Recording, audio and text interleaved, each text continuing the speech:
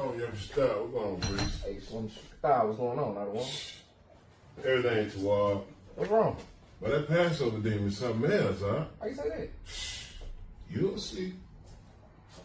I go knock on right there. Oh, shit.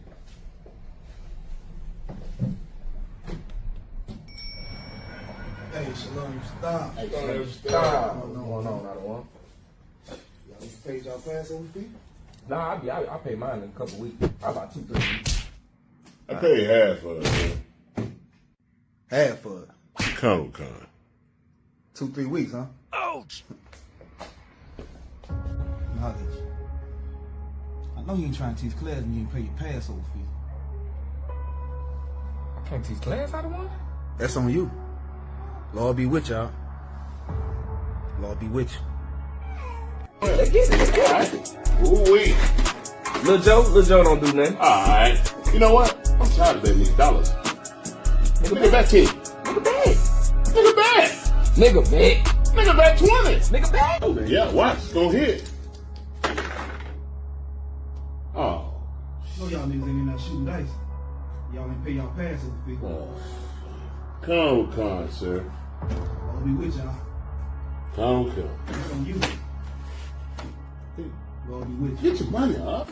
Ooh-wee. I got them new J's for the all-black party. Hey, come check them out. Watch it. Look.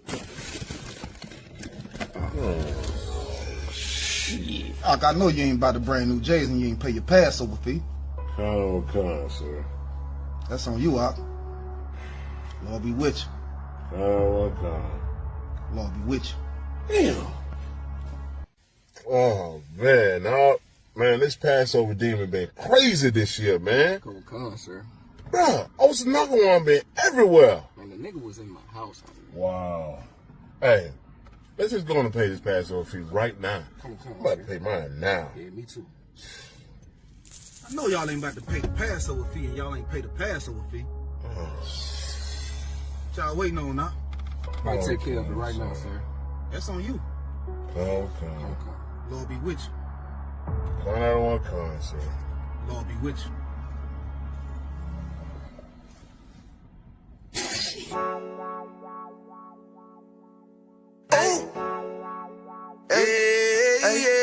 I don't give a love to fuck about what them bitches gotta say. I'm a woman with a nigga till they put me in the grave. I don't give a love to fuck about what them niggas gotta say. I'm a woman with a nigga till they put me in the grave. I don't care about what they say. Hey. Fuck with my Akim, fuck with my sister, then I got a problem, I'm never gonna miss you. I got 100 hanging out the AR, I got a 50 hanging out the pistol. He says. Welcome to Atlanta.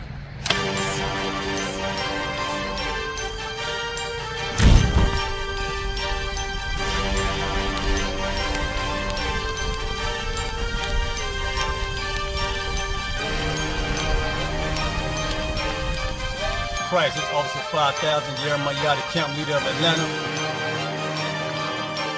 Passover 2025, starting April the 9th, we got the lamb slaughter. April the 10th, we got General Muhammad's class. April the 11th, we got the black party that's gonna have the Hebrew graduation. April the 12th, in Atlanta, Georgia, the 56th annual Passover, the only Passover under Commander Junior YAHANNA. Our great and holy King has honored us for turning our lives from the darkness to the light, man. There's no greater gift you can receive than to wake up to the truth and then commit your life to saving your brothers, man. Looking in their eyes and seeing their faces and seeing what they've suffered and what they've gone through and seeing the end of it, man. It is a guaranteed seat in the kingdom of heaven, man. So in the name of our King Yahushua, we dedicate us another Passover of brothers and sisters' lives being saved. April the 13th, we got the Feast of Unleavened Bread.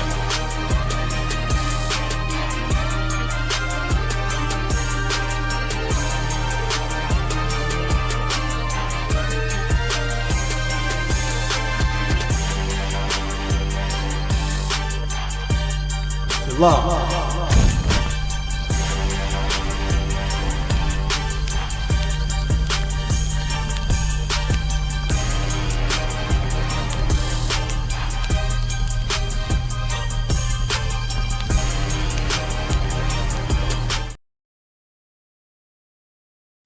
So let's clap it off. Yabson Shabraka Thumb, Yashimatan Basham Yashai. We in DC. Scripture breakdown this week. Anybody have any questions? Scripture breakdown and on the law, we're gonna get into it. You know, Passover coming up April 12th. April 12th down there in Atlanta. I almost say April 12th of March. You all know, March already kicking my ass. April 12th, Atlanta, Georgia. We're gonna be down there celebrating the Lord's 56th annual Passover. All right. Quash, how we sounding? Tell me good news. Don't lie to me now. Yeah, you'll give me a sound online. Let me know how the sound is. Bakwash work out some magic here. And I need to know if I need to solidify the compliments or take them back. So Bakwash, tell me, or you'll type it in. Any questions in the room? Let me know, all right? Any questions? Y'all know the Bible then? Y'all know everything. Y'all don't have no questions. Okay, well, I'm gonna ask you some questions. Give me any precept to prove who the Gentiles are. Yeah, so yeah. Y'all think there's a movie? Y'all think you're just gonna come watch me for 2 hours? Come on. Not you. Hell, I need questions from you. You get the breakdown already on the Gentiles. The young brothers here supposed to be coming with questions galore. You sitting in class, yeah, any questions? Well, you must know the Bible then. Shit.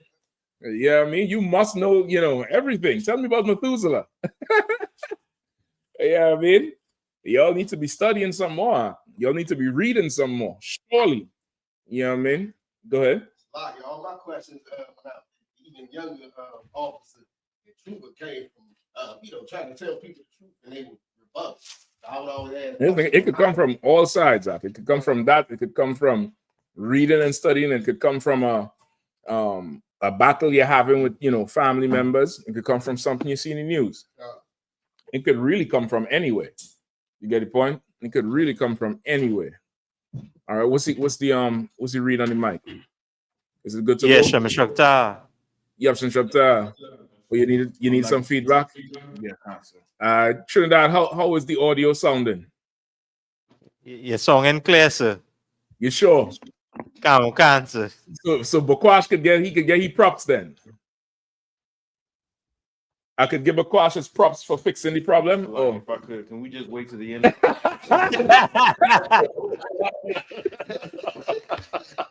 Bakwash is lucky. I don't know. I don't want to talk too soon. Let's wait till the 90 minutes done. No sweat.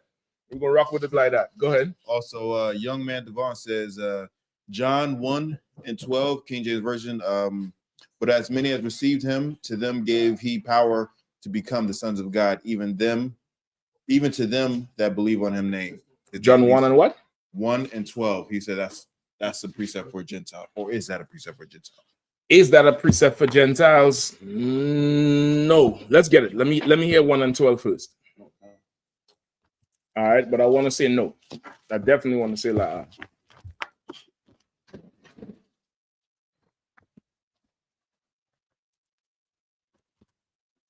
This is the book of John, chapter 1, verse 12. But as many as received him, to them gave he power to become the sons of God. Mm-hmm. Even to them that believe on his name. Okay. All right. But as many as received him. So if this is a precept for the Gentiles, then if the Chinese man say, I believe in Jesus and I forget, I drop Buddha, what I mean? But I believe in Christ and I totally drop Buddha. Then what? What does that mean? The Chinese man can get power to become the sons of God? No. So this wouldn't be a good precept for that. This is what I would say. This is a good precept for the UPK. This here, what is this here talking about? Anybody in the room or online? Read the scripture one more time, if you could, please. This is the book of John, chapter 1, verse 12. But as many as received him, to them gave he power to become the sons of God, even to them that believe on his name. Okay, so what is it referring to? What is this precept talking about? All right. What is this precept talking about? Who knows?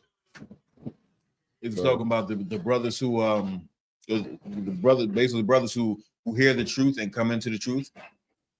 Okay, here in the context right here. Read it one more time, Rogash, if you don't mind.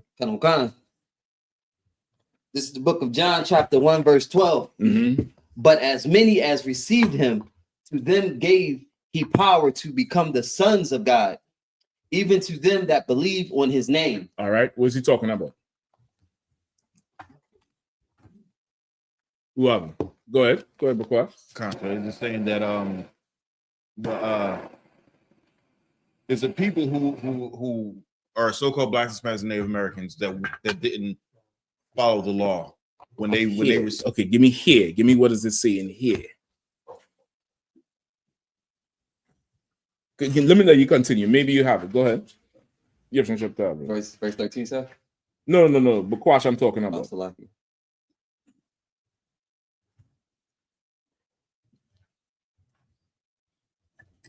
Go ahead. Bakwash. God, sir. Finish what you were saying. So basically, what I was saying is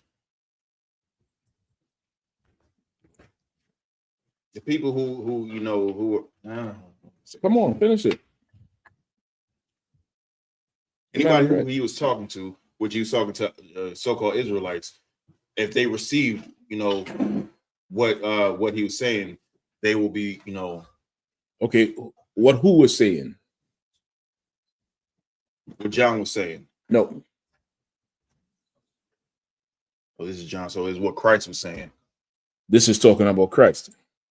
Right? Everybody get that? Read it again. You see it, Ragash, or you don't see it? Verse 12? Yeah, it's not, if you don't see it, it's not a problem. You just explain it back. I'm looking at it. Okay. Go ahead. Verse 12. But as many as received him. You could start at 11. Start at 11 with the song. Verse let me know the time to 7:45, all right? And then again at 1/4 the hour.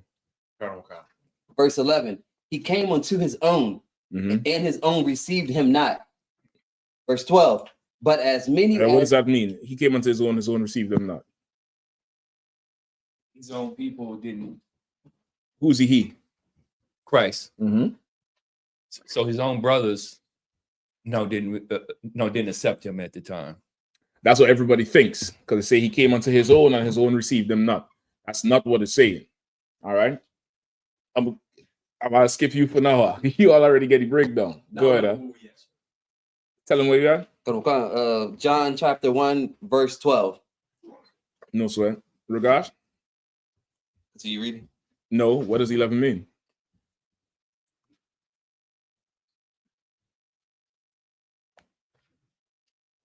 He came unto his own and his own received them not. Like I said. 1 second. So like, does it mean that he went to his people and they turned away from him? That's definitely what it's the same thing. The young brother here said. Go ahead. Who's on? Shah. Who's online? So like I said, hear me? I could hear you now. So like I said, talking about the scribes and the Pharisees. You onto it. So who? Break it down. Break it down. Don't just give me the one liner. Break it down.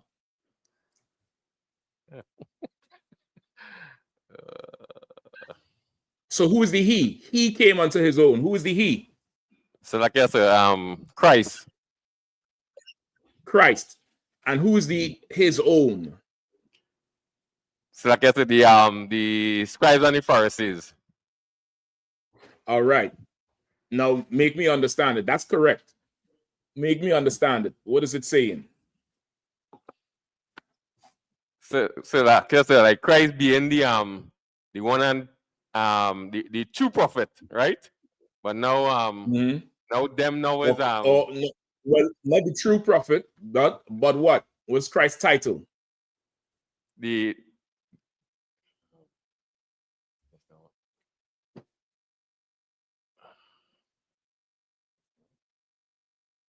Young man? The Messiah. Mm-mm.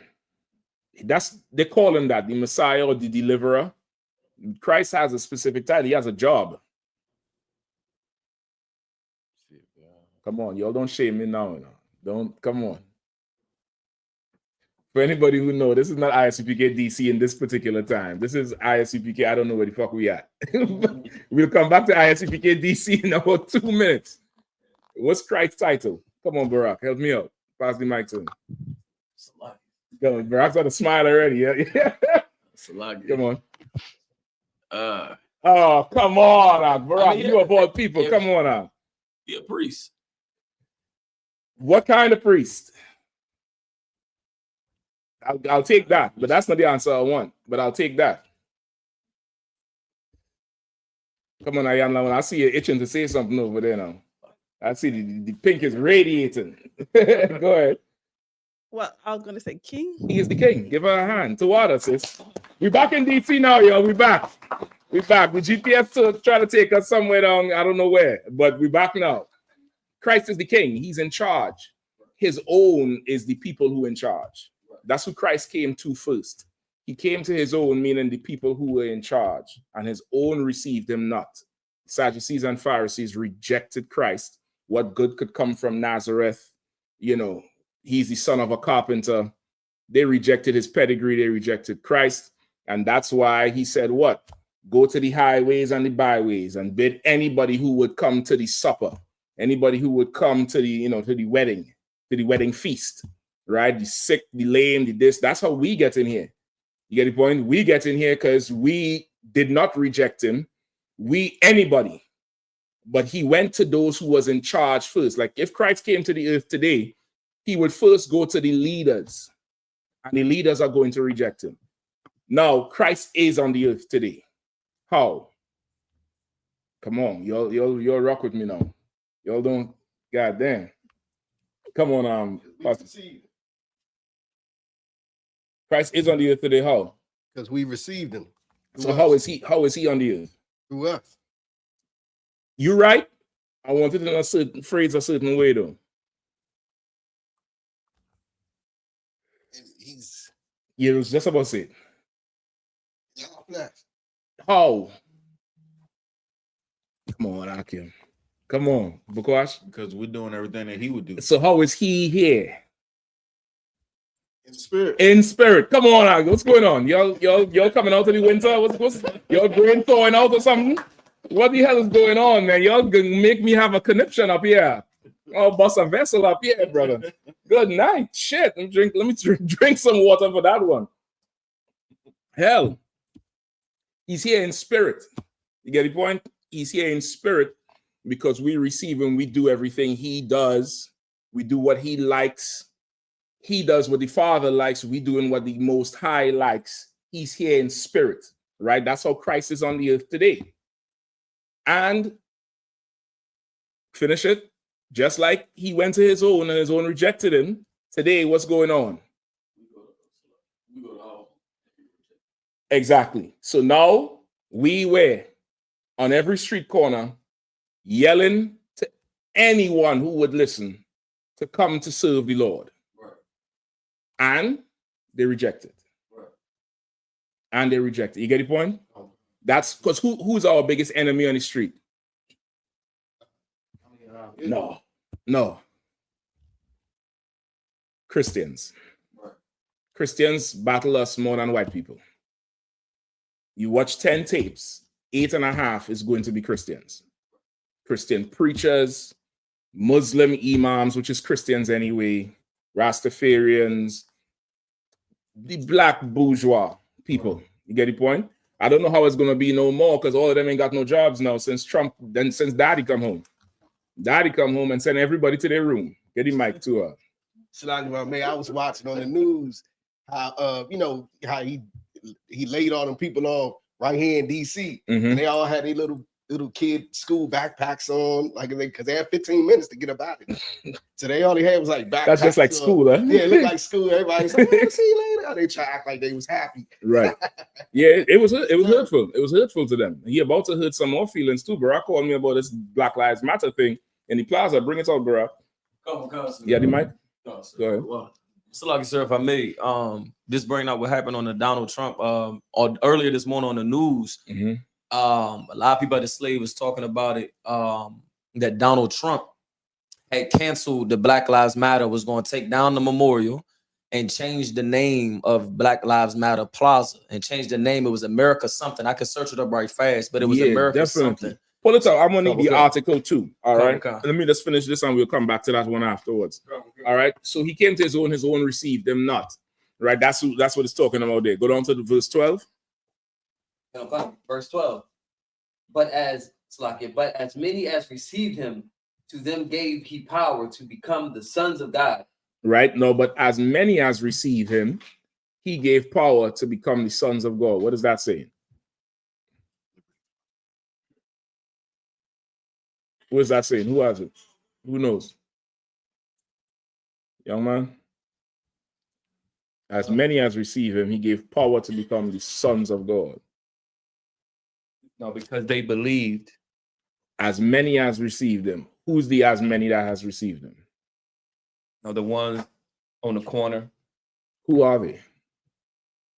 No, the Jews. The Jews in Jerusalem who would have heard him and heard what he's saying. Go ahead.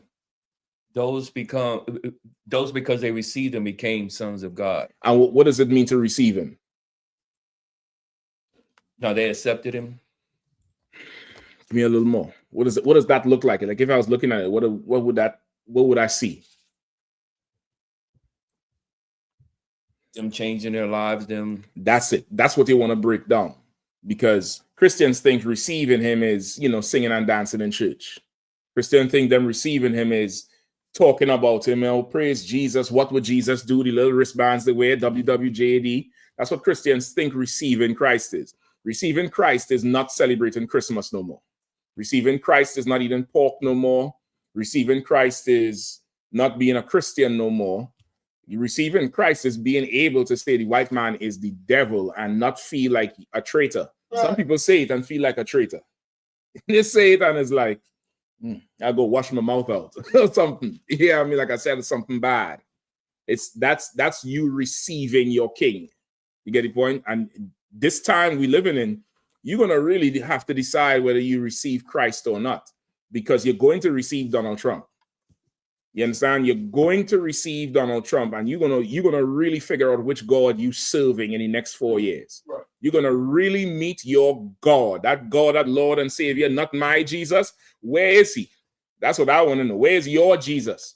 You get the point? Because white people got their Jesus. They put him in the White House. They put a white man in the White House, and they ready to crown him white Jesus. Where's your God? You're gonna have to figure out which God you serve.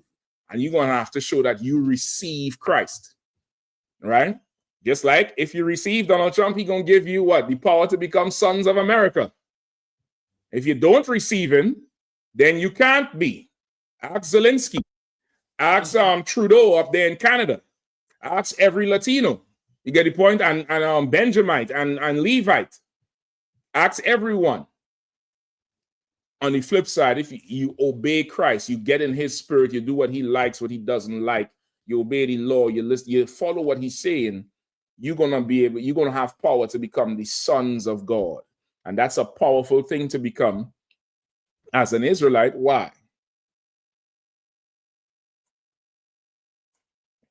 Why? Why is that so good and strong and powerful to become the sons of God? Make sure you have the mic. It's in the Lord to be on your side. Because the Lord will be on your side, and that's a good thing. Because now he gonna fight your fight. And he don't fight like a man. He don't fight like a man. I say he don't fight fair. That's how people in the world talk. Come on, fight me fair. Let's shoot a fair one. That's not how the Lord is. The Lord gonna just drown you in your blood and then ask everybody who remains if they want some of that or they want to obey him. And it's just real simple. It's just life. You get the point? That's just how it is. Let me get this one precept for that too, all right? Romans. Hold on.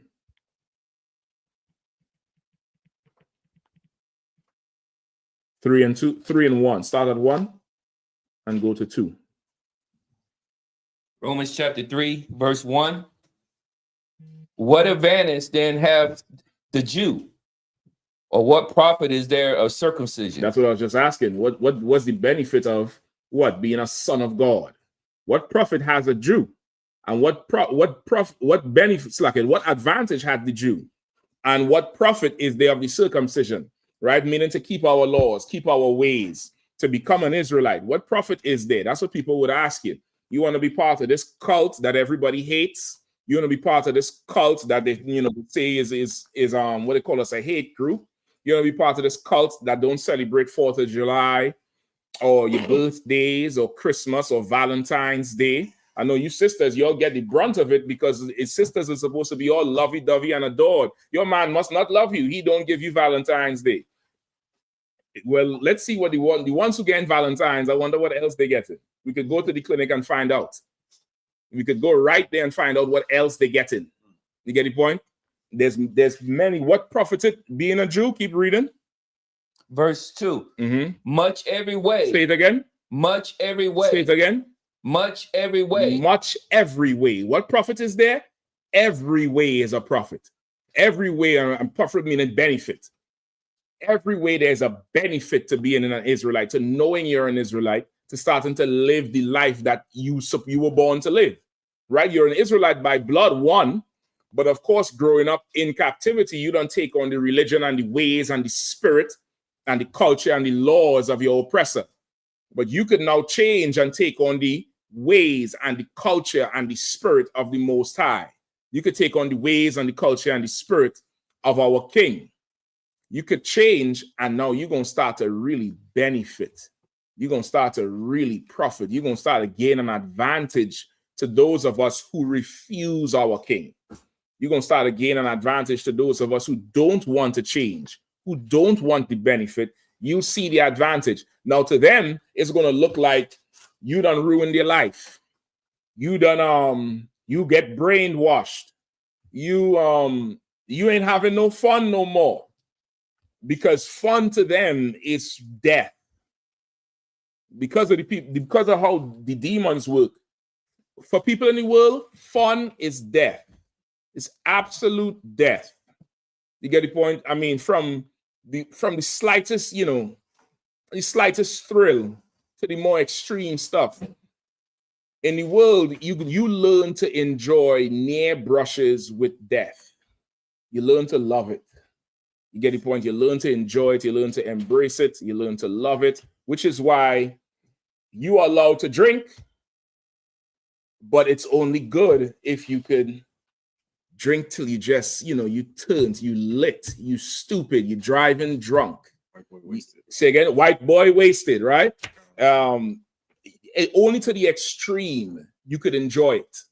Only to the extremes, like that fool in that fake Israelite group. He couldn't enjoy regular sex. He had to go to extreme sex to enjoy the thing. That's the demon. The demon wants you dead.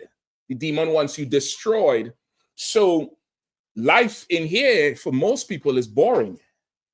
But let they see you at camp and you say, yo, come join us. What do they say?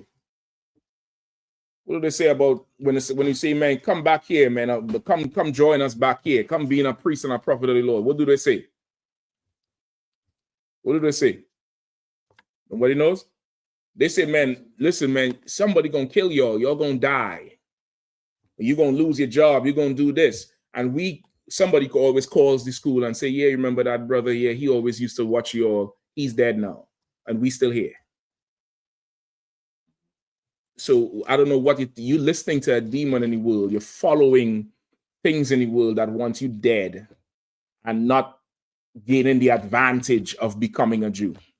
And in the next 4 years, you are going to look for that advantage. You're going to want that advantage. White people are looking for the advantage of being a Trumpster and following Trump, and they love it. You better look for who's on your side. You better look to the leader that came for you. You understand? Let's go back to what is John? John 1 and 12. Read 12 again.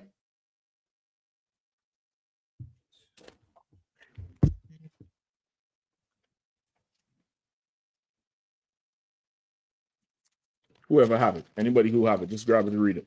This is the book of John, chapter 1, verse 12. Mm-hmm. But as many as received him, to them gave he power to become the sons of God, Mm-hmm. even to them that believe on his name. Even to them that believe on his name. What does that mean? Them that believe on his name. What does that mean?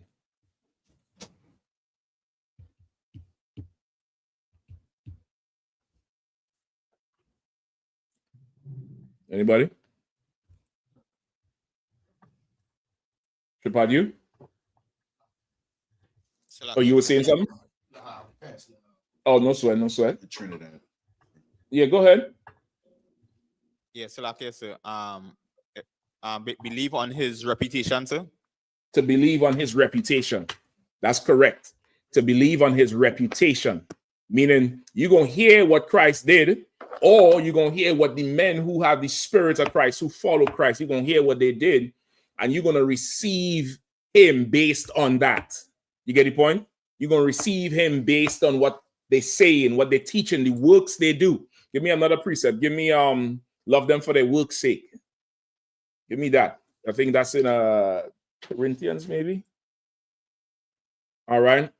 Love them for their work's sake. Read 12 again, brother. Okay. Verse 12. But as many as received him, to them gave he power to become the sons of God, even to them that believe on his name. You found it, Shepard? 1 Thessalonians? 1 Timothy? Salaki. Give me, start at 12. No. 1 Thessalonians 5 and 13. 1 Thessalonians 5. That's what I thought. Thessalonians 5 and 12. No, sir. Bukwash, if you have it, go ahead.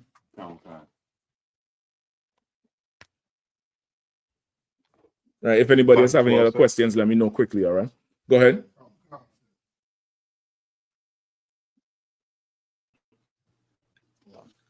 I'll take over.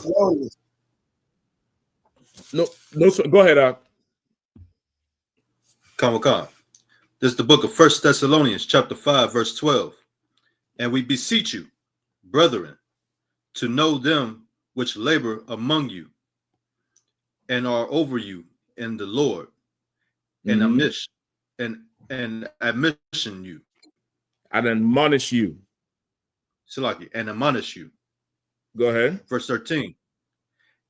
And esteem the very highly in love for their works. Read that again. Read 13 again. To esteem them very highly in the love for their works' sake. And get peace among you.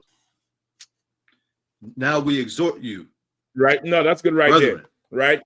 That's good right there. 2 out of 2 up. Right. So now this is, it's a little different, but it's in the same spirit of it. The same spirit of for their work's sake, for their reputation, for something that, you know, they're doing what Christ did. He's not here. They're in his spirit. You receive what's being done on that strength, on that reputation. That's what he's saying. You'll get the point? So now this one here is not so much a precept of the Gentiles. That's not what this one is. This one is not for, you know, a precept of the Gentiles. But this one here is more so a precept for, you know, Christ coming and receiving Christ, receiving Yahawashi. That's what this one is. That's what this one here is for. Christ coming and, you know, receiving Yahawashi. All right. Since you could stay there, you know, since they're in the front, you could just slide over one more and you could give her this end seat right here. All right. That might just be easier just because she had a baby carriage, if you don't mind. All right.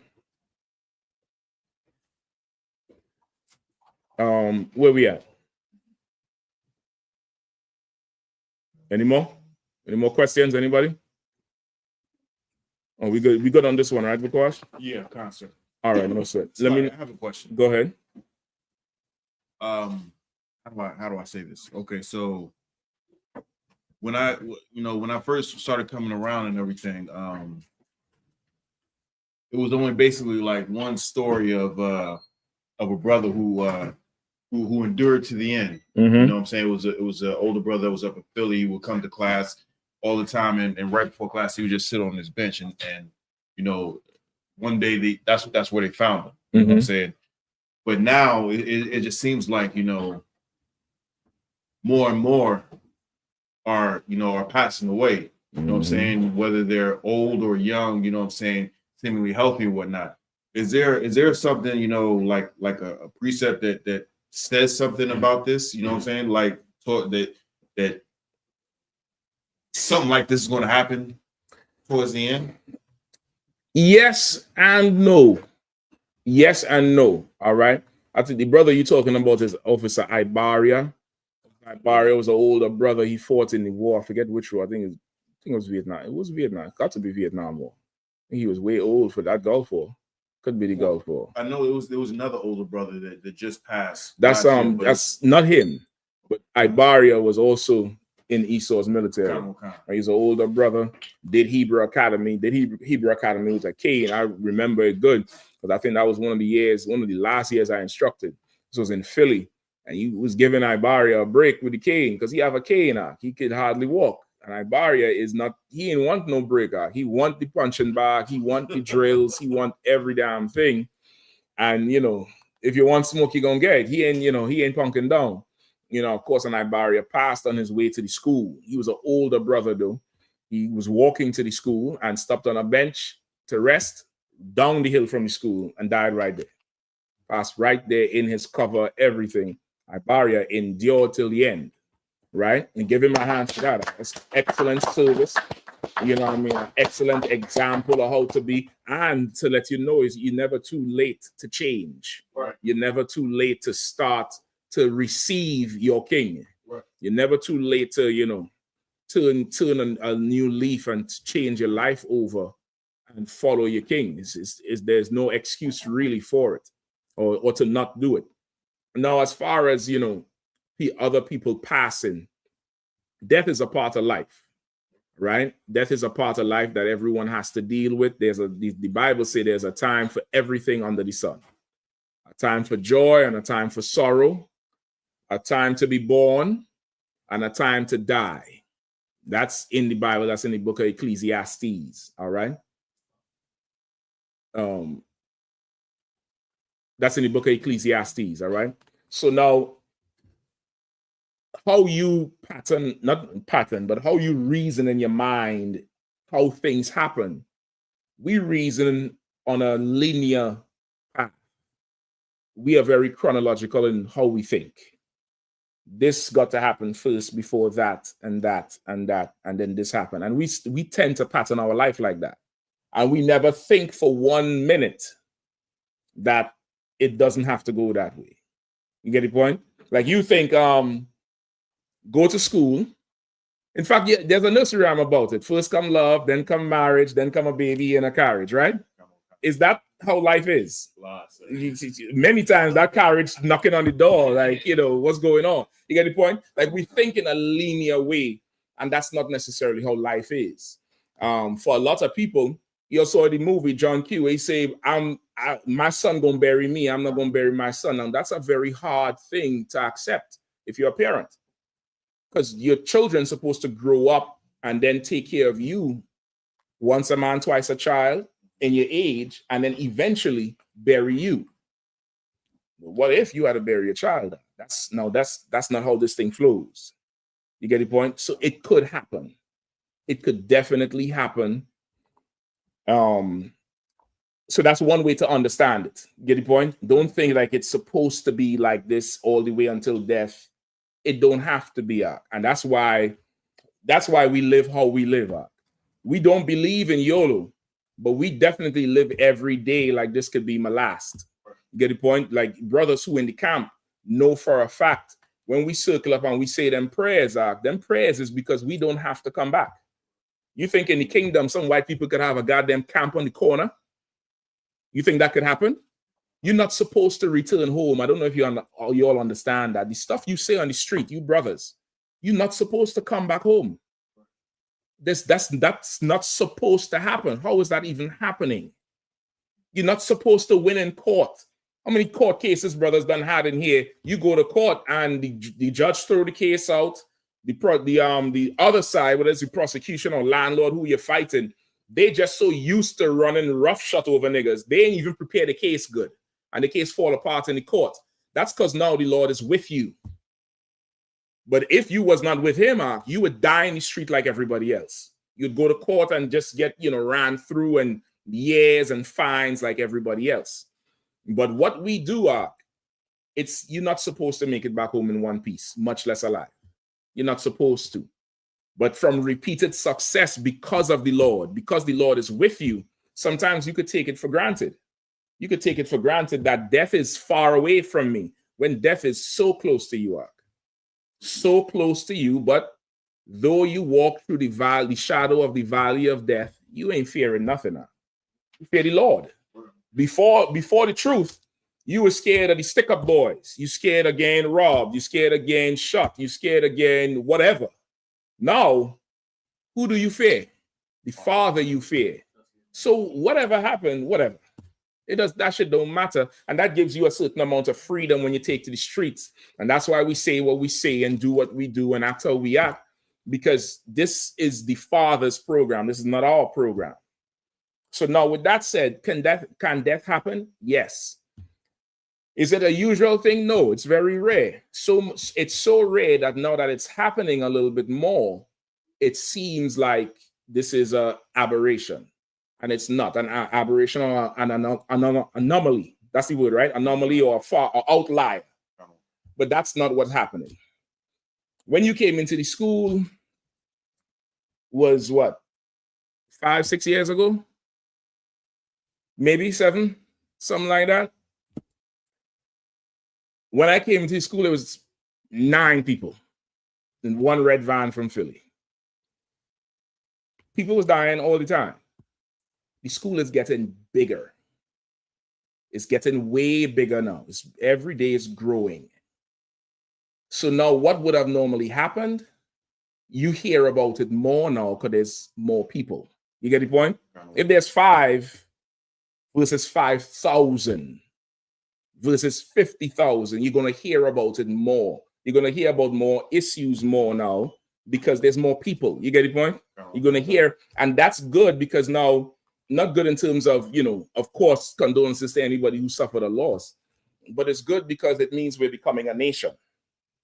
We're doing burials now. You know that? Okay. I would have never fathomed the UPK doing an actual burial, what you would call in the world would call a funeral service. Funeral is the wrong word. A funeral comes from the word that means to burn, right? That's what a funeral really means, is to burn. What we do is a burial. We put the body in the ground. The UPK has a full burial service, a full-fledged burial service. You could go like how you go pay a funeral home. UPK does that whole thing, work it out with the funeral home, do the whole service. Why do you need a burial service? Because there's more people in the school, and these things are natural part of life. It's a natural part of life. You know what is the other thing they're talking about we need now? What is everybody saying we need right now? It comes up down here every week, every other week. Make sure you have the mic, please. You have one right there. I guess a wedding service.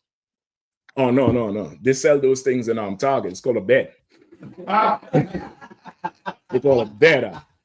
If you're a Benjamin, you buy a big old comforter and do it wherever.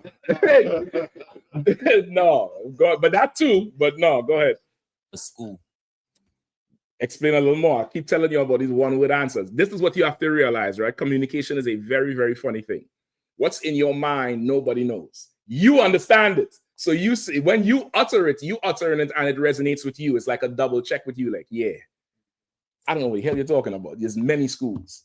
So you had to break it down. That's when you speak, you want to make sure and, expound on it a little bit. So come on. I know what you're saying, and you're right, but for everybody else. A school for our children. For our children. Right. Now, how much years ago was that really even a thought? Right? That wasn't really a thought. Some of y'all ain't have kids that as long as they've been in the truth. The kids is younger, but there's more people coming in and more kids coming in. You get the point? When I came in the truth, I think the very next year, one of General Hyman's son was born, Mayan. That's the one who just got accepted to college. I think Arya was a young boy. Young. You get the point? Like now, so they're grown and there's generations coming in now. There's children who came in who their parents came in when they was 10.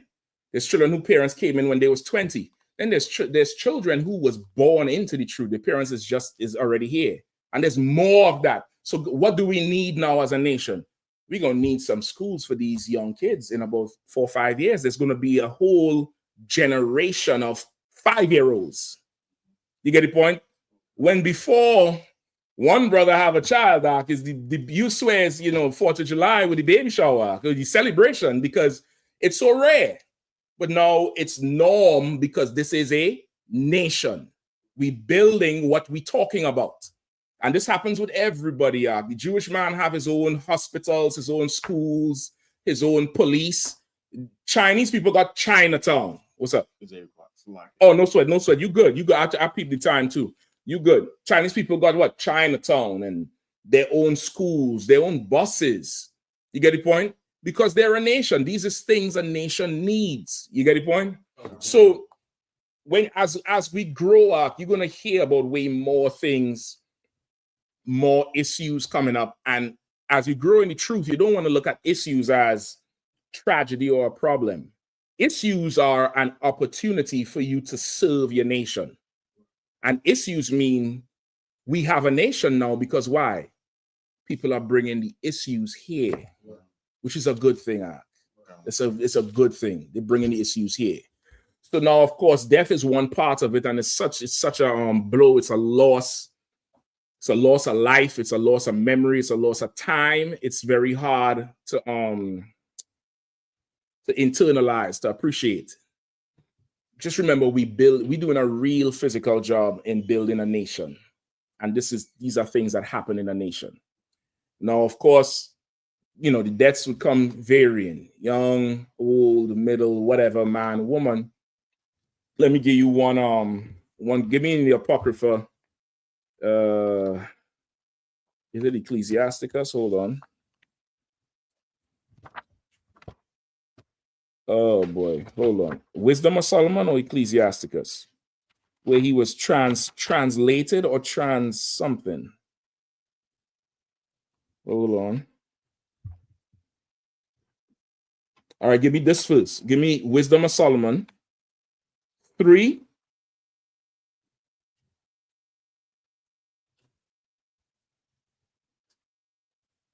And start at 10. Hold on, just now.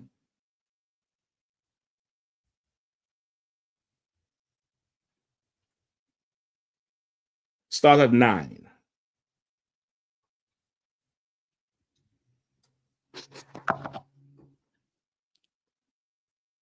Wisdom of Solomon 3 and 9. Give me 9 through 11. And let's go with that. Wisdom of Solomon, chapter 3, verse 9. They that put their trust in him shall understand the truth. And such as be faithful in love shall abide with him. For grace and mercy is to his saints, and he hath care for his elect. All right. What is that saying? Read it one more time if you need to. And then somebody else hold Wisdom of Solomon, same book, chapter 40. Oh, shit, I think I done lost it. 40 and 10. That's the next one where we're going, all right? All right, give me 3 and 9 again. Please read it nice and loud, all right? They that put their trust in him shall understand the truth. And such as be faithful in love shall abide with him. For grace and mercy is to his saints, and he hath care for his elect. All right. What is that saying?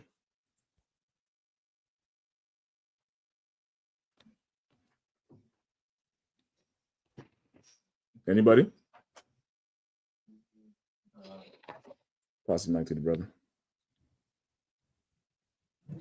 Salak, yes, sir. I think it's saying that whoever is being Like is verse 9. It's talking about like I guess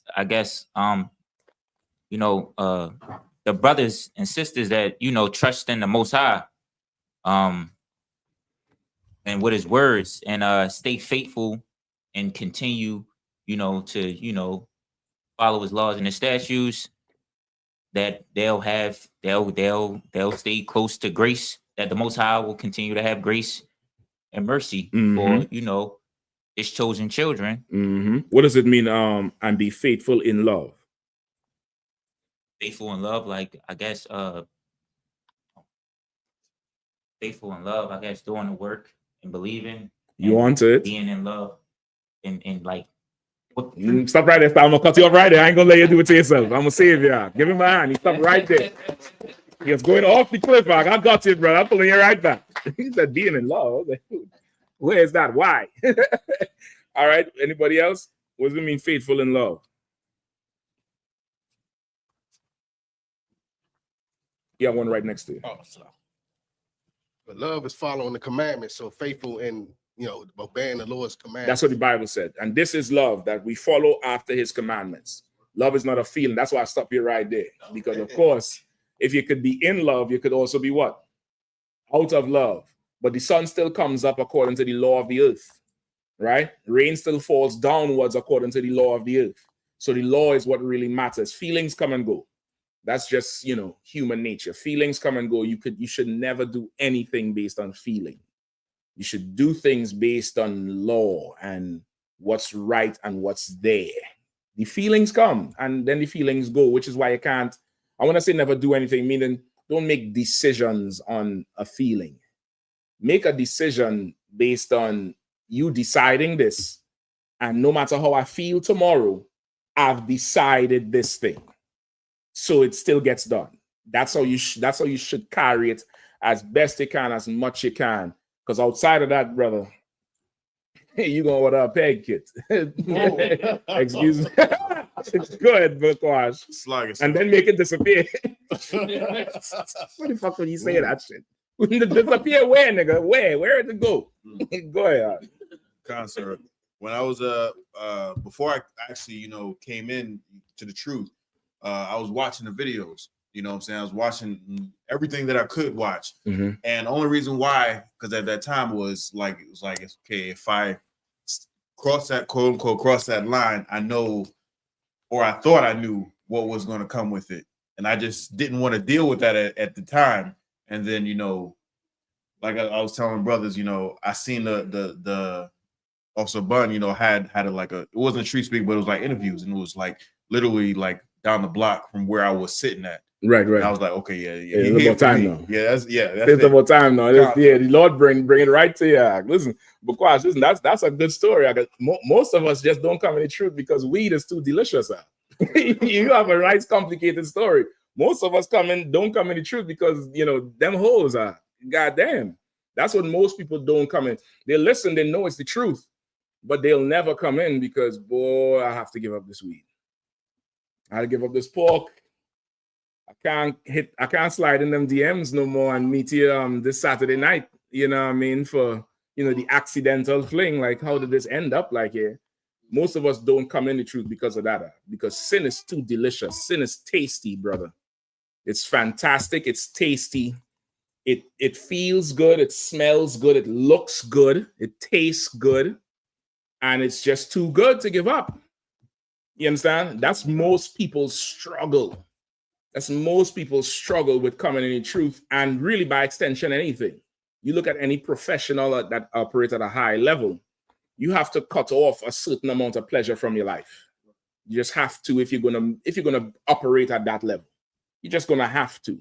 You get the point? Now that's on a physical aspect. In here, this is more so the moral and spiritual aspect of it, which is oftentimes harder. You get the point? This is not something you could go to the gym and lift and, you know, take steroids and different protein powders and build yourself up. This is something your spirit grows and gets stronger with time, and more so with pain. With pain, you get stronger with that thing. Meaning, I like your reference just now, Bakwash. You say you came into the truth because you knew what came with it. You knew this gonna mean you're gonna have friction with your family. This gonna mean now you have, you know, arguments with loved ones. You might have to, you know, give up certain things, and that could pain you. It could hurt you now where you and your parents ain't talking no more. It could hurt you now your mother reject you, your father reject you, your homies who you would have killed and died for. Them niggas watching you call them like this. And that's that nigga. That could hurt you. That could pain you. That could hurt. Worse off, if you a parent, you come into the truth, you bring your child, and you happy because you was like, if I found out this when I was their age, how different my life would be. And that child reject you, that could hurt you. That could hurt you. Worse again, if the child is of age to leave the house. Oh my gosh, you know what that is? Every time you see the tapes come up on I.S.U.P.K or the general come on, now Satan is effing with you. He messing with you now because this is why you don't have a child no more. This is why you don't have a husband no more, a wife no more, a brother, a sister, a friend. And that could pain you. But just give it some time. You give it some time and you go through the pain, the school gonna grow.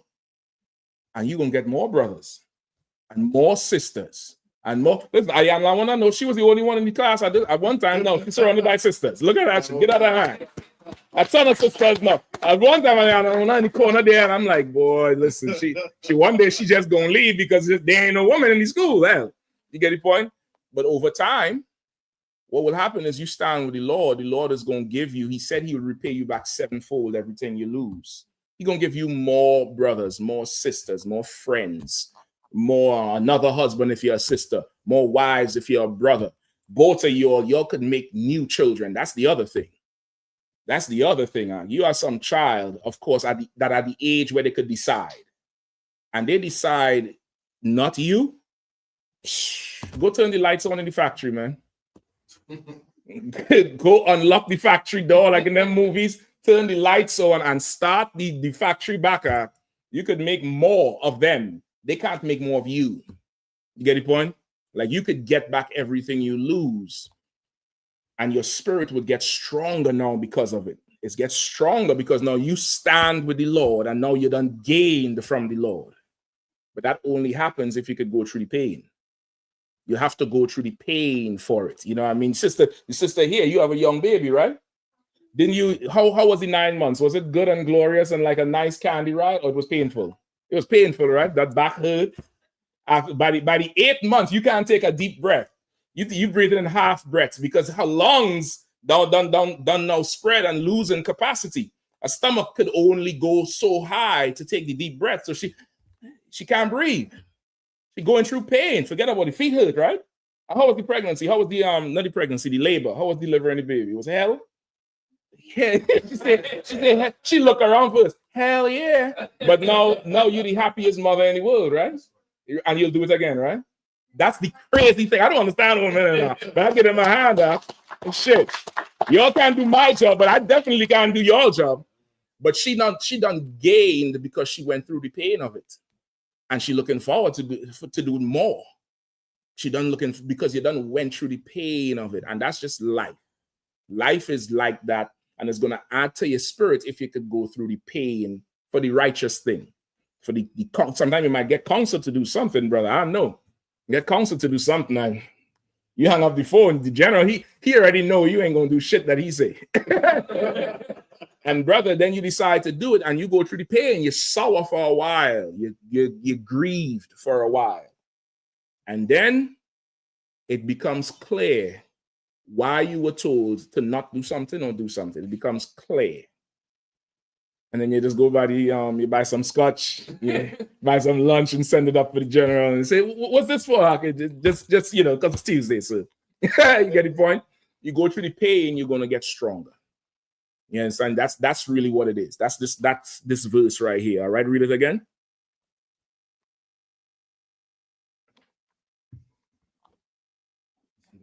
Verse 9. Somebody pick it up. Go ahead.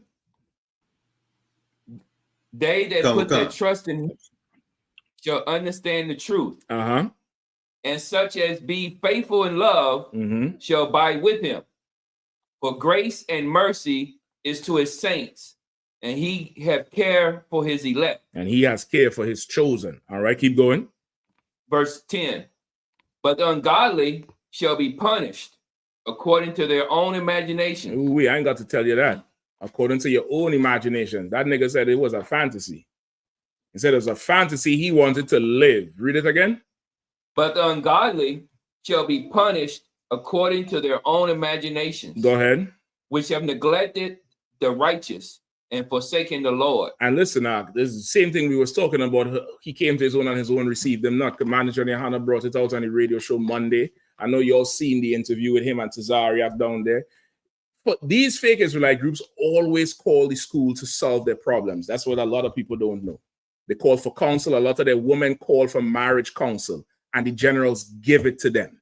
That's why when the generals tell you something, you should listen, because the love those brothers have for the work of the Lord to build this nation, I don't think it's a regular thing. It's not. That's not human to be like that. That's not a human trait to be so selfless for somebody who is going to turn their back on you. It's not. That's not human. And they always call for counsel, always call to solve a problem, always call to solve a dispute. And they've been calling, and the general been telling them, they need to come into the truth. They need to just drop everything they're doing, drop their flag, drop their name, drop the this, get in all black, and come and learn the truth and go back out on the street and teach it the right way. And for years, brother, so many of them have, skirted and flirted with it. There was a cookout in New York years ago. A whole crew came. They talked to Tazariak. He said, yeah, we'll come to the cookout. We'll start there. Brother, myself, Akkad, I think Nayathak, if you know that New York setup, Marcus Garvey Park, the bathrooms is all the way on the other side, unless you have the porta potties close by. We walked to the other side. They were there. They didn't know we were coming. And they're there getting drunk to work up the courage to come to the cookout. Because in their mind, something is going to play off. And they end up coming. But you could tell it was really kind of standoffish. And then they never fully came through. There was another one when we had that Passover in the Audubon, in the ballroom where Malcolm X got shot. They came in there. They were told how to come, all black. And they come in their colors out. And that was that. These fools, he met with Tazariak in Atlanta. He was told what to do. Bring everybody over. And he refused it. Why? Because they want to remain in power to be over what? 20 men, 50 men? Why not come and serve the Lord and gain the world, Ark? Brother, you see how Donald Trump talked to Zelensky? I'm absolutely jealous, Ark. I want to sit and tell a world leader to shut his goddamn mouth. Shut your mouth, I'll cut your tongue. I want to give the order to 2 men. Come open his mouth, and they put the they stick you with something, say, and then they shove the thing in your mouth so you can't bite down. And then they take the damn what do they call this thing? The forceps or the tongues or whatever, and pull your mouth out and put the knife on your tongue. And when the piss hit the floor, I say, stop. He's pissing himself. Let him go. Are you going to say thank you now? Thank you. I want that power. Trump got me jealous, brother. I'm telling you straight up and down. That's real life power. He got checked. He got checked. And he told them about his rank. He said, you only a tough guy because I made you one. God damn it. Boy, I want that power. I want that power over the nations. Not over 20 niggas who in hell with me. I want to make these brothers and sisters strong enough and bad enough and, wise enough so they could fish more. And then them could come in and get strong and go fish more so that Christ would come back and give us this world, so I could talk to some devil just like that in front of the world. You know what Trump did for white world leaders, who on his side? He emboldened them. Recently, I was watching some series, right? And I think Trump and them paid for that series. It's a Yellowstone series. Because you put me on to it, the Yellowstone series. But there's like a sequel and a prequel to it, 1923 and then 18 something. It's all the same family for 200 years on this big farm in Montana. And there's a part of the series where there's this Native Indian girl. And they're showing you her in the boarding schools and how she getting beaten up and her head cracked and she ended up killing some of the nuns. And they show you all outside where there's a mass grave where they just kill children and bury them. Which is according to the history. So I checked to see if this was an actual sister, and it is a sister acting the role. She's a native Indian. And she said when her family went to the premiere, her father broke down and cried so hard they had to walk him out of the theater because him seeing her getting beaten like that with the native Indian gear, with the white people, it triggered something in him. And I'm like, damn, and that's how we feel when we watch the slave movies. If that's how we feel from the trauma inflicted on a movie, imagine how the white man feels, or some white, college boy feels. Them frat boys who smash the beer on their face. Imagine how he feels watching his people whip us, sell us, murder us, be the hero all the time. If it breaks our spirit, it got to build theirs. It got to elevate their spirit. So when Trump, checked Zelensky and said, man, you stay quiet. Don't listen, man. You're not enough. You ain't got no cards. Brother, you know what every white supremacist leader felt in that moment? He's like, I have to be like that. In fact, find Mathia, look on, I don't know if it's the DC page. It might be the UK page, right? Check, there's a UK page. What's the broad name? I forget her name. Liz Trust. That's her name. Liz Trust. You might even be able to find it on YouTube. All right, say it again. No sweat to water. You might be even able to find it on YouTube. Let's grab the pieces for the sister right there, right that fell. Or you can put them on the table if you want. So not on the ground. Liz Trust. She's a UK politician, and she got up on a press conference and said, "You see, Trump, we need more of that here. We need to deport every illegal immigrant. We need to drill more. We need Trump. I like that. We want more Trump here." And this is in England now. Remember, America rejected England. They've been having a kind of Cold War socially for the last 200 years because British people think American people are just too proud and too loud and too arrogant. And American people think British people are just stuck up assholes, basically. Come on. It's like if I could tell the story. Come on, with it up. Sir, I used to slave for the State Department. Okay. And I was in London. State Department. Y'all see he up in here. Jay Reed, I know you ain't no cop, Jay Reed. Go ahead. Yeah, so I wound up in London. I was taking this little class and whatnot. And word got around that I worked at the embassy and whatnot. Mm-hmm. And I was going up. We had a break. I was going up to my room and I saw someone making a beeline to me and whatnot. But I wasn't really paying him attention. He got on the elevator. He was like, "Hey, you're the dude you're the guy that works at the U.S. Embassy." I was like, "Yeah." So what of it? He was like, "Y'all are building a new embassy here, right?" I was like, "Yeah. That's what's going on." He was like, "Do you know the story behind it?" The story I knew was that they asked the owner of the land that the embassy was currently on to expand the land, so because it was growing and whatnot, so they wanted to expand on the property that it was on. Okay. The owner was like, "Sure, I'll do that, and I'll give you the land for free. You don't have to pay for it. Just give us our land you stole from us in the Revolutionary War." And they was like, "Well, what land are you talking about?" And it was like the state of Virginia. So they was like, "Yeah, no, we ain't gonna do that." So they bought another piece of property. But it just goes back like, hey, we remember what the hell y'all doing, and we want our stuff back. Yeah. Listen, and you could do that when you have a nation act. Mm-hmm. When you have a nation, you could remember the things that was done to your nation in the past and require of it of a nation. Now, that's what Trump is doing now. Trump is making everybody pay for all the tax questions. You remember when he was running, he had to declare his tax status and this, and that's why he's firing everybody in the IRS. He making everybody pay for everything that they did to him. He's doing it back. When you have a nation and you're in power, you could do that shit. Go ahead, Shapat. Like I said, that's why vengeance is of the Lord, because the Lord is the only one knows what we're do. Give him a hand for that, brother. Right, vengeance is of the Lord. So the Lord is the only one who knows exactly what this oppressor needs to get as justice. We don't. All right. You found the video with Liz Trust? Or anybody found it? You might just want to play it. If you ask Martha, you have to look for it. I think it's on the UK page, or you could look up YouTube with Liz Truss.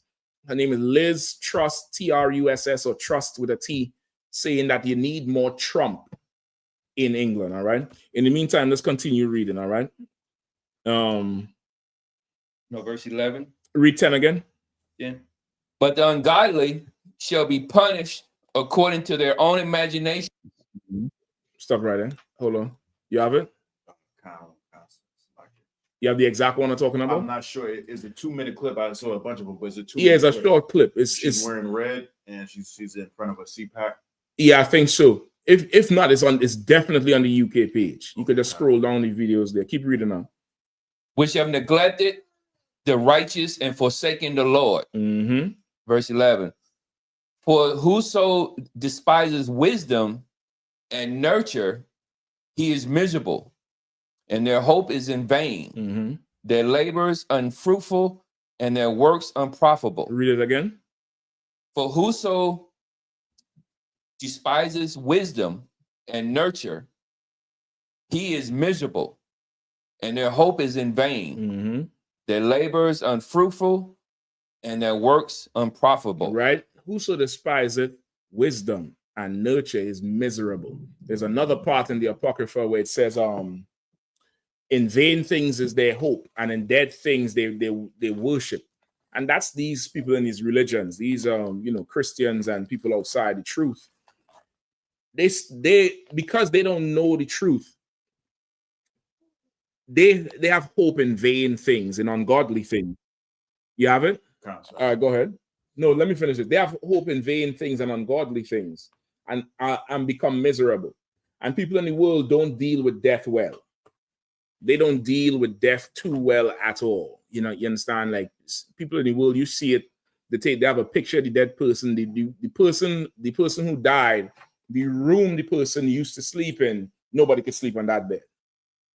And the picture is up there, and there are pictures everywhere. They wouldn't let the dead rest. There's a time to grieve and then to move on. But people in the world would not let the dead rest because they don't have the wisdom. They don't have the understanding. They reject nurture.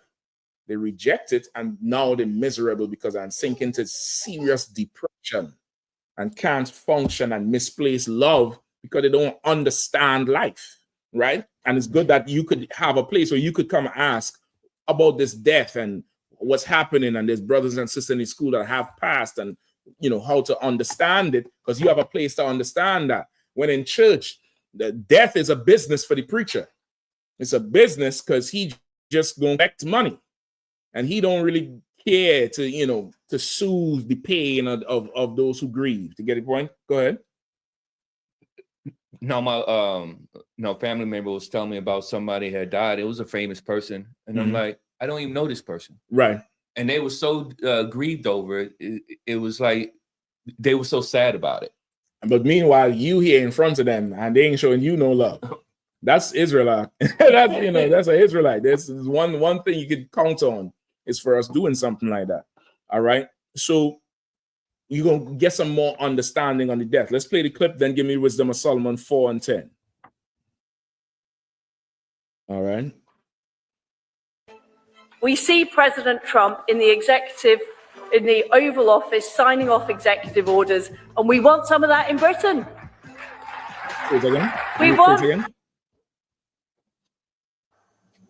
And we look across the Atlantic with envy. We see President. I didn't know she said that. And we look across the Atlantic with envy. Up right there. We look across the Atlantic with envy. Brother, about 4 or 5 years ago, they was not envious of America because America had too much niggas and spicks and wetbacks. Just too much. Nobody was envious about it. But you know why? I'll just give a brief history, not history, but a brief understanding with UK. You know why UK looks at America with envy? For 2 reasons. Who knows? Who knows? There's 2 reasons, 2 main reasons why UK right now looks at America with envy. One is the ability to be a free racist. Britain's racist is very benign. It's under the surface. It's very tongue-in-cheek. Say some stuff to you But you had to stop for a second and really, oh damn, this nigga racist. That's Britain's racist. America's racist is more outlandish. Just, you know, say whatever. Britain's racist is very systemic. It's very built into their structure. You know, the air is racist damn near. You get the point? It's just life. Here it's more a practice because it's not perfected. That's one. Two, COVID hurt UK, hurt Europe on the whole. Because COVID, if you all remember, UK was the one of the last countries in the world to go on lockdown. All in, I think, May, when America was on lockdown. Since March, UK was go to work, because they don't want to stop the money. Lockdown mean money stops. And brother, people was dying over there. Dying left, right, and center till when they went into lockdown, you was getting fined if you was in a car with more than, I think, 2 people, even if it was your family members. You had a family of 4, you in the car, you're getting fined $2,000 because now they're coming on the back end to try to control the outbreak when they didn't want to lock it down first. And COVID ruined economies all over the world because they, you know, people couldn't go out and work and do this and do that. And Britain was already suffering from Brexit, which is them breaking away from the European Union. America survived COVID for one reason only. Who knows why? You're supposed to know this one. The rest of the world did not survive COVID, but America did. Go ahead.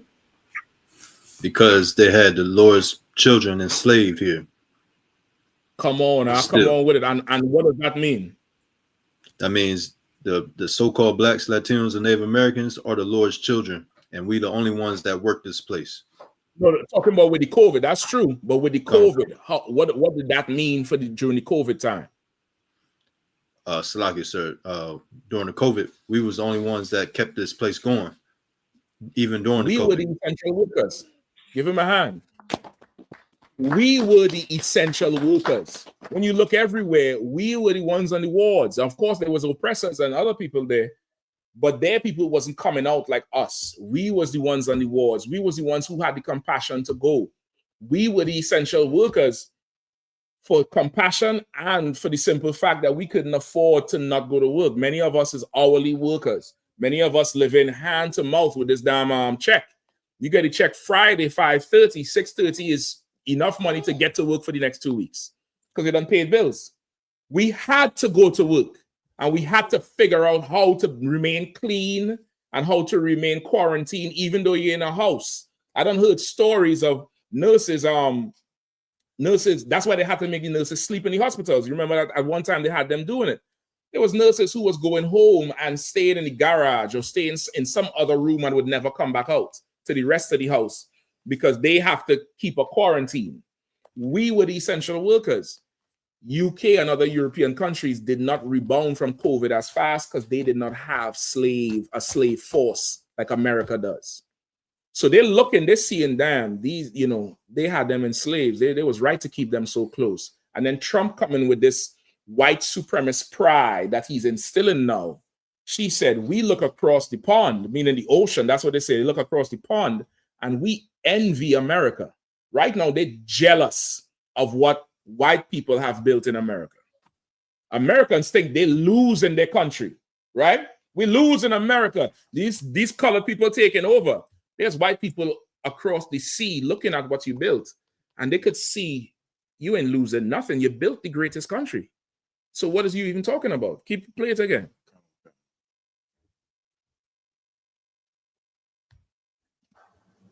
And we look across the Atlantic with envy. We see President Trump in the Oval Office signing off executive orders, and we want some of that in Britain. We want drill, baby, drill. We want men banned from women's bathrooms and women's sports. We want illegal immigrants deported. We want taxes to be cut. We want a Trump revolution in Britain. She's a big-time politician in the UK. She said we want a Trump revolution in Britain. Let me tell you something. There's something they're coining now called the Trump effect. Trump is going to become the king of the world. He's going to, this here is that beast that was wounded in Revelation, that Roman beast that is living again. That's who he is erecting. And how all roads would lead to Rome. He's building Rome again from the White House. That's him. He's going to do it. Because yeah, Constance. Like I was just told a long time ago, never to trust anybody with no lips. Listen, you ain't got to trust them. You definitely ain't got to trust them. But you better watch them. I can tell you that much. You better watch them and see what they're doing. Go ahead, Barack. So like, if I may, just especially with that video that was just played, there's a lot of Jake in the world, a lot of Israel of our people that get really lost in translation when it comes down to the different not ethnic groups, but the different nationalities of these heathens, rather be German or white American or French or this or that. Right. But the one thing that's always to be remembered is they all come from Esau. They all come from, they are the devil that the Bible speaks of. Like when you hear that, you see this woman that's in Britain, refer to the same thing of what they want. And then we're able to recognize that Trump is just as supremacy for his people. And then you see halfway across the world that somebody has the same spirit, a world leader, not somebody in your neighborhood, but somebody who is in control of thousands and millions. Yep. And you can find that same spirit here and there and there and there and there. It's no conspiracy that this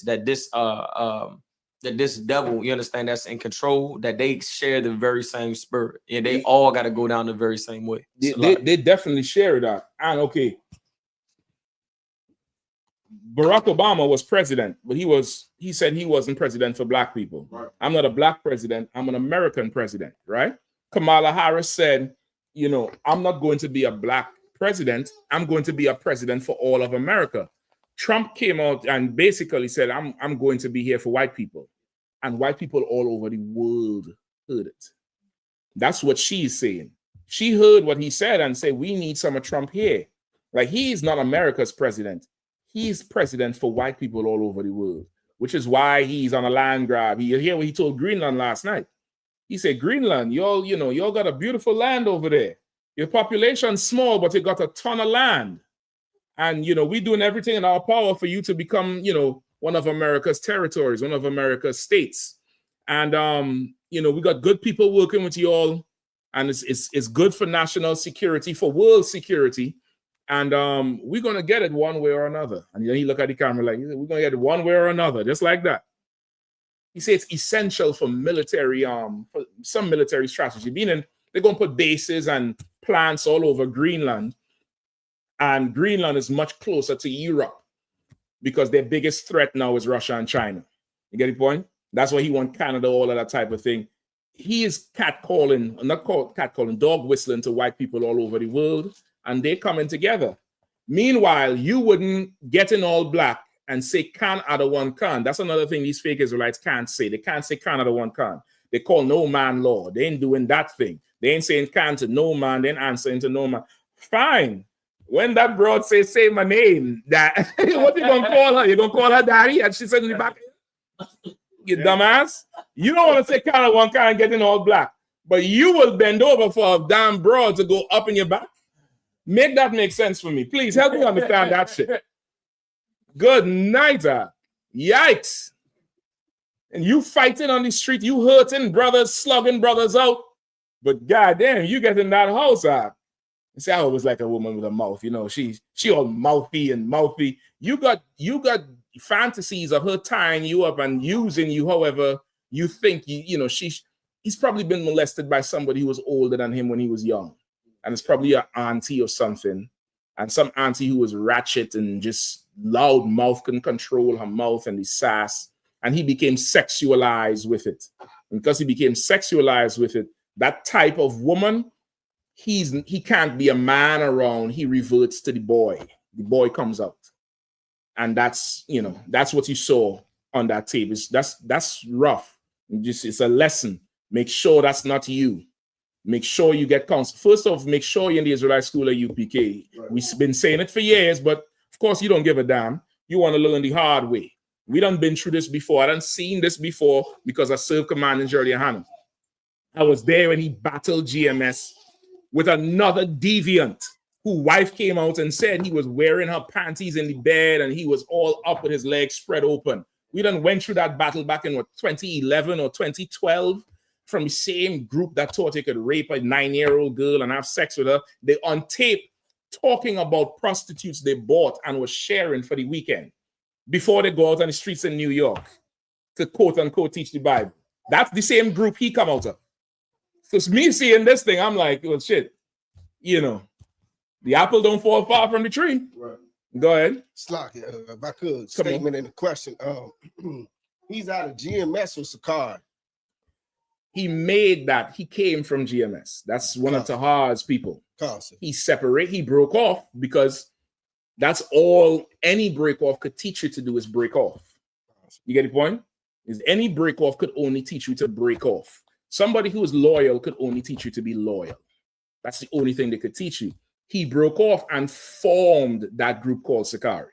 You get the point? Go ahead. Captain Zaryak had it a couple years ago where around their Passover time, they went in the strip club. You know what I'm saying? And they talking about like, oh, they wasn't doing this, that, and the third, but you were in the strip club. You know what I mean? Bob was asking ladies, oh, is you single? I mean, single, she naked. I mean, I know where I was in Passover. I know where you were. I think that was your first Passover, right? Get Shabbat YAHANNA. I saw something in Shabbat that Passover. Shabbat was fitting to walk right back to DC. If the Lord didn't step in, he was fitting to do it, not from a fault of ours, but Shabbat showed some manhood that day. I can gain my respect because you was not at a strip club. You was at the Passover. Now, all these men who followed him, what they got to what's the answer now? You had to stay quiet. They can't cut nobody. They can't speak against nothing. You know what I mean? Can't speak against nothing. It's a rough one. Right. All right. Let me get Wisdom of Solomon 4 and 10. Let me finish off Bukwash question. All right.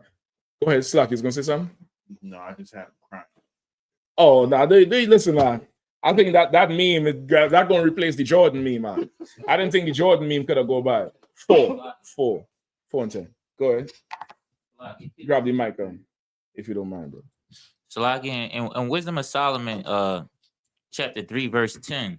3 and 10. Yes, where it says that but the ungodly shall be punished according to their own imagination. Could you explain that when it says according to their own imagination? Meaning your imagination is something you think of, right? Something that comes into your brain. Now you could imagine things that is the Lord's. You could imagine what the kingdom of heaven would be like based on what you read. You understand? You get that part? Because there's a description in the Bible. There's a description in the Bible of, you can look at how much cubits, 100 and something cubits high and 1,000 something cubits long. A cubit is 18 inches, about from your elbow to the tip of your finger. Right? Come on. Who's going to say? Would a good precept be wages of sin is death? No, he won't break down on this one. Okay. Right? So this is for the imaginations. Okay. Because you could sin and not think about nothing and still sin. Okay. Right? This is different. So you could imagine based on what you read. You get the point? You could imagine things based on what you're taught. You could come in the truth and lose your mother and your father, and if you're a brother, you might lose a rib. And you come in here and you hear that the Lord is gonna, give you a new mother and father. You come in here and you hear you could get a new rib, and then you hear brothers in here have 3, 4, 5, 10 ribs, 12 ribs. You get the point? And what you sit there in the chair and do? You start to imagine. You be like, grapes. You start to imagine, right? Is that your own imagination? Is that my own imagination? Meaning, did you come up with that on your own? Wow. You came up with that based on what you were taught, right? Now, even though you know Christ is black, you know the Jews is black, you know Christ coming back to give us dominion on the earth, planes falling out the sky,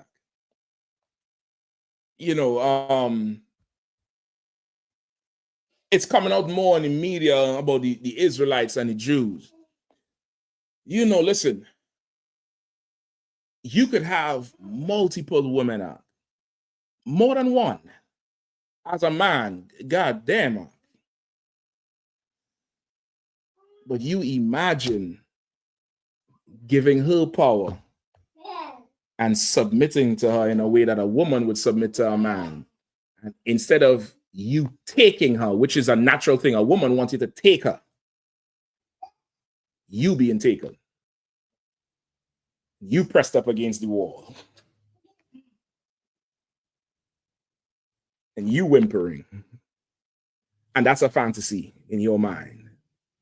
Where did that imagination come from? The devil, Salaki. Oh my God. Salaki. Salaki, because I You understand? That's your own imagination. That didn't come from the Bible. That didn't come from the Lord. That's you. That was all you. That had nothing to do with nothing else but you. Come on. So if I'm correct, come on with it. So when it says this, is it kind of saying like be punished according to their own imagination, like the most evilest thing that you can imagine that you would do? Mm-hmm. He's gonna imagine something that's like is equally as the okay.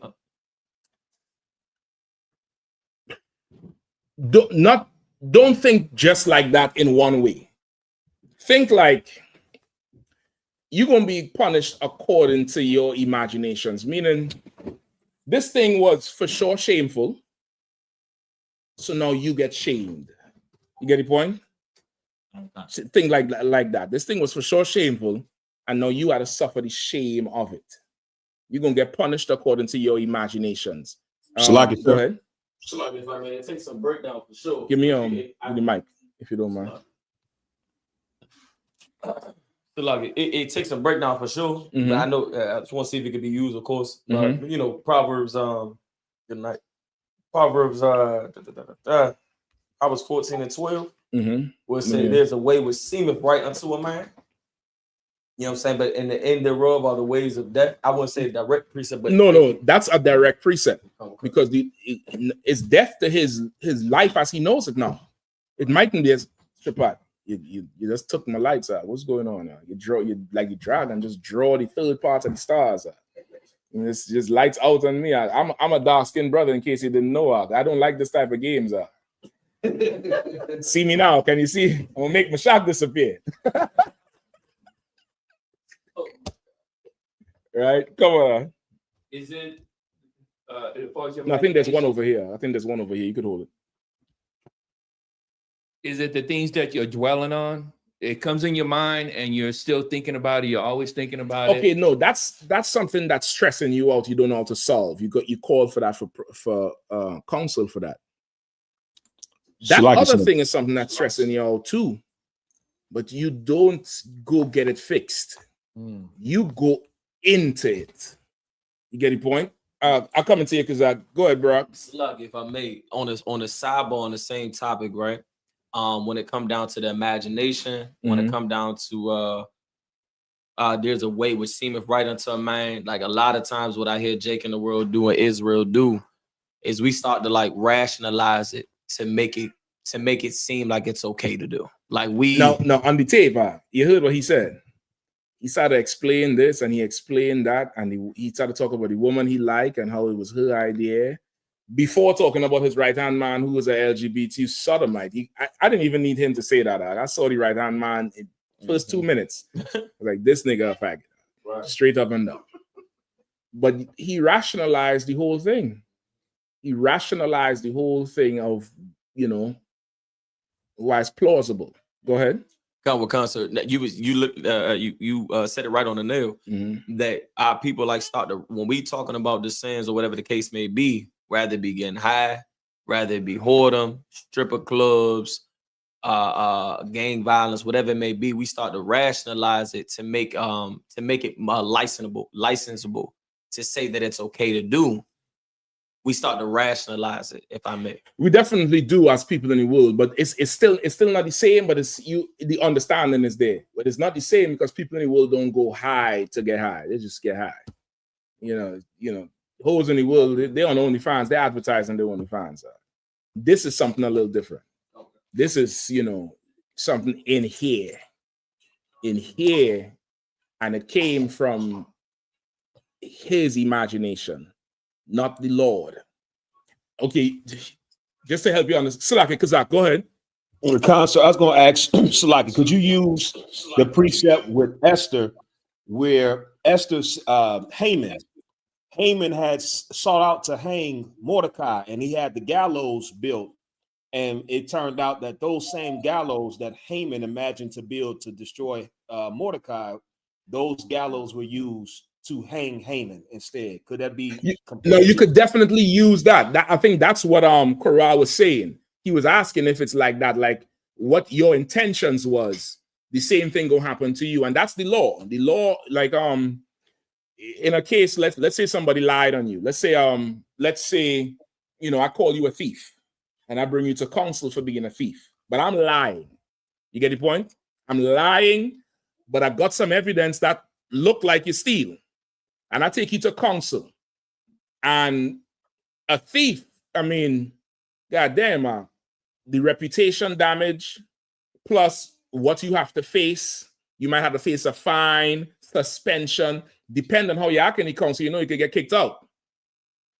And then right at the end, when they're getting ready to drop the hammer on you, somebody comes and sews my whole story together that I'm a liar. According to the law, and they prove that I was lying with a motive. So now what I intended to happen to you with my lies, according to the law, that should be my judgment, even though I didn't steal. But because I was setting you up for a specific judgment, now that's what I have to face. You get the point? So that's according to the law. But this one here is more so according to your imagination, meaning this is what Eddie Long. Eddie Long was supposed to be a Christian preacher, but he was having boy toys. His punishment comes from his imagination, from the shit he into. That's how he get punished. Diddy, that shit come from the shit he into, the shit he imagining. You get what I'm saying? That it come from that shit, from your imagination. Like you ain't getting punished for going on the street and saying the white man is the devil. And if you will, the scriptures say, don't suffer as a thief or a criminal. That's all right. Don't panic. Don't panic. Christ is still black, yo. Christ is still black. Yeah, I mean, the sister ain't panicking. You see, she ain't panicking. What you panicking for? You get the point? Go ahead, bro. The mic? Use, I'm paraphrasing, but where it says a person they are unalive, they die by the of that sin that they committed, in that sin. Like if I forget how the scripture goes. I'm paraphrasing, but it was like this: the sin that you're doing, like it's how you. Yeah, all that is part of it. All that is part of it, but it don't have to be. It don't have to be that you die. You could just go through, hell. Like what he's going through now, which is, I mean, it's horrible. That's a horrible place to be in. Unless all them tears was nothing, like the general said. The general said them tears is nothing. That's just because you got caught. But them tears is nothing. And Jeremiah made a heavy point too. Jeremiah said, if them tears was really right, he'd have told everybody in his group, I tried it my way and I failed. I couldn't even help myself. You all go find Commander General YAHANNA before you end up like me. Don't make this mistake that I made. You know what I mean? I can't be in charge of you all no more, but you all should get in all black. Instead, the same faggot who he said was a faggot, he said, I'm gonna step off now. You got it, whatever his name is. You take over now. You got it. And then he started to cry. Do what I taught you to do, nigga. You just said the nigga was a faggot. Why don't you tell everybody just come to Command General YAHANNA, because he could straighten everybody out. He could help everybody with the demons. Right. Get the point? He been fighting demons longer than that nigga been alive. Right. Why not say that? That in itself is a death act. Your spirit. The Bible said, fear not who could kill the flesh, but who could kill your soul. Oh man, I don't know if next week you're gonna hear this nigga done off himself out. Don't be surprised. That I'm telling you straight. Don't be surprised. That's a rough one, huh? That is a rough one. You know what I mean? Somebody's not hand up. You good to go? Go ahead. Well, what you was just describing with the example of if you was a liar and you was lying on someone else, isn't there a precept with that with Daniel and the sister who was in the garden and the two? Yes, that's the exact precept. Them two priests wanted to have sex with her, and they told her if she didn't have sex with them, they was going to tell her husband that she was having sex with some young boy, and of course, her committing adultery would mean she get put to death. And Daniel came up in the end and be like, them two niggas is lying, and the judgment that had to fall on her fell on them. Right? That's history of Susanna, I believe, in the Apocrypha. It's definitely a good chapter to read. All right, a good book to read. So you get it, Cora? It's just more so your imagination is what's going to bring that judgment onto you. You get the point? Go ahead. It was simple when it was simple once you explained the example of TD Jakes and Jim. Your imagination is going to bring on. Yeah, it's like saying you did it to yourself. Like this was all you. This has had nothing to do with serving the Lord. This ain't got nothing to do with stress, which is how a Christian would always say, because of this is why I had to sin. That's how a Christian always is. And I will never do that. Yeah, if you see people on the internet saying no matter how hard it get, I will never do this. What are we talking about? No matter how hard it get, I would never go and eat so and so. No matter how hard things get, I will never do this. But a Christian don't live like that. A Christian will give you an excuse to do something. Abortion. I mean, what about my career? What about this job? What about this? What about that? Selling drugs. Biggie say, in the beginning of Juicy, everybody who ever hated on me because I was on the porch hustling to feed my daughter. Brother, I remember a camp, brother. Jeremiah is blazing in Baltimore on some Muslims who, of course, is drug dealers. And he said that thing, and they all looking up at him, and they, yelling and screaming. And he said, Biggie say, he want to sell drugs to feed his daughter. So now you got to kill more people so your daughter could live. He said, let that bitch die then. He said, let her die. That's what you should have did. You should have let her starve. That's where you have to go. If that's what your mind is, then your child should die. And if you would let your child die, then something's wrong with you. So now if your child can't die, then you better find another way to feed her. You understand? So this here is saying this is you. You did this. This is you. This is your imagination. You thought about this. You sat in it. You enjoyed it. You reveled in this thing. And you ain't, come forward to get it. And that's another thing too. And that's why the Christian church is so evil. The Christian church makes it so that you cannot get help. You can't go for help. You can't, make a call and get help. You better call and get some help. Call and get some help. Call and get some counsel, man. Call and learn how to fight. There's nothing that you're dealing with that somebody and have some sort of, okay, I heard about this before. This is what you do. I heard about that before. This is what you do. There's some therapy for that. I.S.U.P.K have a name for that shit. It's called something displacement reaction theory or syndrome or something. And you get to understand your whole thing and you get to realize why you have these triggers, why you have these reactions. And now you're better equipped to fight the shit. You get the point? But you want to sit, a King Tut over a group of men and you have your whole name, Sakari, this, Gorilla, you're just full of vanity, man. You're just full of vanity, and your thing just caught up with you. And the thing is, he was given many chances to come and get corrected. Because once you come through these doors, you all know, you all in here, it's more no's than yes. You all know that shit. You call, hey, Shalom, sir, can I do? What? You Christian. Sis, what you telling me? You ain't doing that shit. Nope, wait. It's more no than yes. You're going to get corrected. You're going to get shaped up. You're going to start to breathe now. You're going to start to live now. You're going to start to get strong just by being in here. So you all know first of the times you come into this the school, you ain't got no questions. You just sitting there. Most times you head down because you can't look up because of the life you done lived. You don't have the strength. Your neck muscles just don't work. As soon as you walk through the door, hey, Shalom, Shalom. Forget about the sisters. You know, sisters is they're always like this. And sit down in the corner there and stay quiet for months because your spirit had to get rebuilt. And you hearing some shit that you're doing, and now you understand that this shit is foul. Damn, I was doing that shit. Damn. And then you stop doing it. You stop it, and you're fighting yourself. You want to do it, you stop, and now you could look up a little bit. I have a question, and you ask you a question like this, and over time you just sitting up in here as normal because you don't change and become brand new. And that could have happened to that fool. That could happen to anybody who comes through these doors, because Commander General Yohanan didn't imagine this shit. You understand, Kura? This is not something he imagined. This is something he learned that was passed down to him, and he's passing it down. That's the same thing. It's the same process. Elijah passed it to Elisha. Christ passed it to Peter. It's the same process. Ain't nothing in this Bible somebody broke off and started their own shit.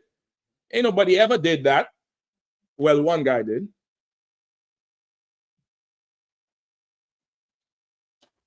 Who?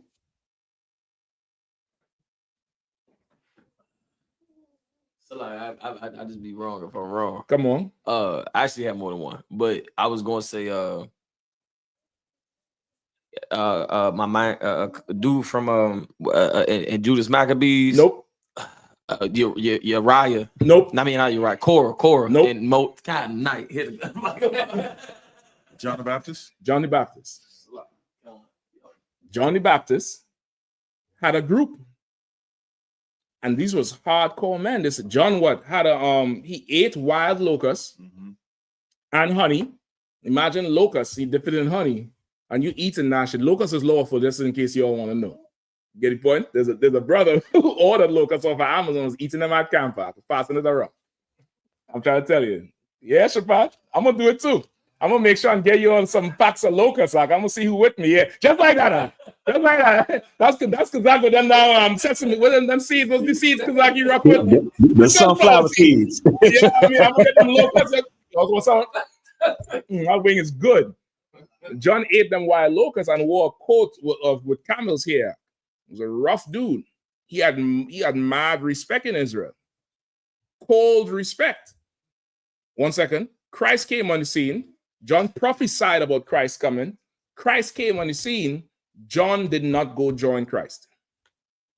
Even though he was prophesying about Christ coming. He said, one is coming who is greater than I. That's in the Bible. Way better than I am. You should follow him. He said, he is not baptized you with water, but with fire, meaning pain. Christ came on the scene. John sent his men to ask Christ, are you the one we should follow, or should we look for somebody else? Okay. What happened to John? He lost his head in a prison because of some whore that lied on him. He was in the wrong place at the wrong time, and that was that. And what's the wrong place at the wrong time? Come on, bro. What's the wrong place at the wrong time? I'm going to help you out. Not with Christ. That's what happened. Just so you know, them Sakari fools, they all say John the Baptist was in the truth. I have the tapes on it. All of them break-offs. All of them. The purple ones, the House of David ones, the ones who just wear the shit like the nun. They all say John was in the truth. They say UPK is blaspheming for saying John was not in the truth when John did not follow Christ. And Christ, Christ chastised John. He said he's the greatest prophet of all people born of woman. He's the greatest prophet, but he's going to be least in the kingdom because he questioned Christ. Now you on tape crying because you question the UPK. What you may have come in and learned, Doc, is that You cannot marry the broad you have a fetish for when you was 10 years old. You can't do that, Ak. You can't come in here as a grown man and marry the lust you have from the world. Vice versa for women. You can't come in the truth and marry the image of a man you had when you were 16. You was a dumb idiot, both of y'all. You don't know what you like. You like what was on TV. Right. And what was on TV is these finger snapping, turkey necking broad. That's what was on TV. That's Martin Lawrence or the Martin show. Martin, every show sexualizes that type of woman. Oh, I just like that. She just got you're triggered by the molestation that happened to you. And you think you're like that, you don't. And that's really you not in the truth because you ain't changed. Because if you changed, that thing would have sickened you. Because, damn, I can't believe I used to like that. Now, if you come into the truth, and that's what you like, that's what you like today. You get the point? But if you come into the truth, and ever since I was 10 years old, I like this, bro. Nigga, at 10 years old, what was you doing at 10 years old that you don't want to tell nobody about right now? Just think. Don't raise your hand. Just think back to 10 years old. Some nasty shit you was doing, you ain't want to tell nobody about now. And you want to bring that to today? You could have come in here, brother, and learned to hate your life before. I know I do. I don't want nothing to do with nothing from before. You could have that shit. That nigga dead and gone, and he gonna remain gone. I know if I marry now, these women, I would have never chosen them in the world. And I know they would have never chosen me. If they would have chosen me in the world and I would have chosen them in the world, something wrong. Something wrong with that shit right there. You had to really become brand new, and your whole attraction is gonna change. The things that turn you on or drives your wheels or whatever you desire. What do they say now? What's he slang for? Thing that gets you hooked, whatever. You'll translate that how you want to. That changes.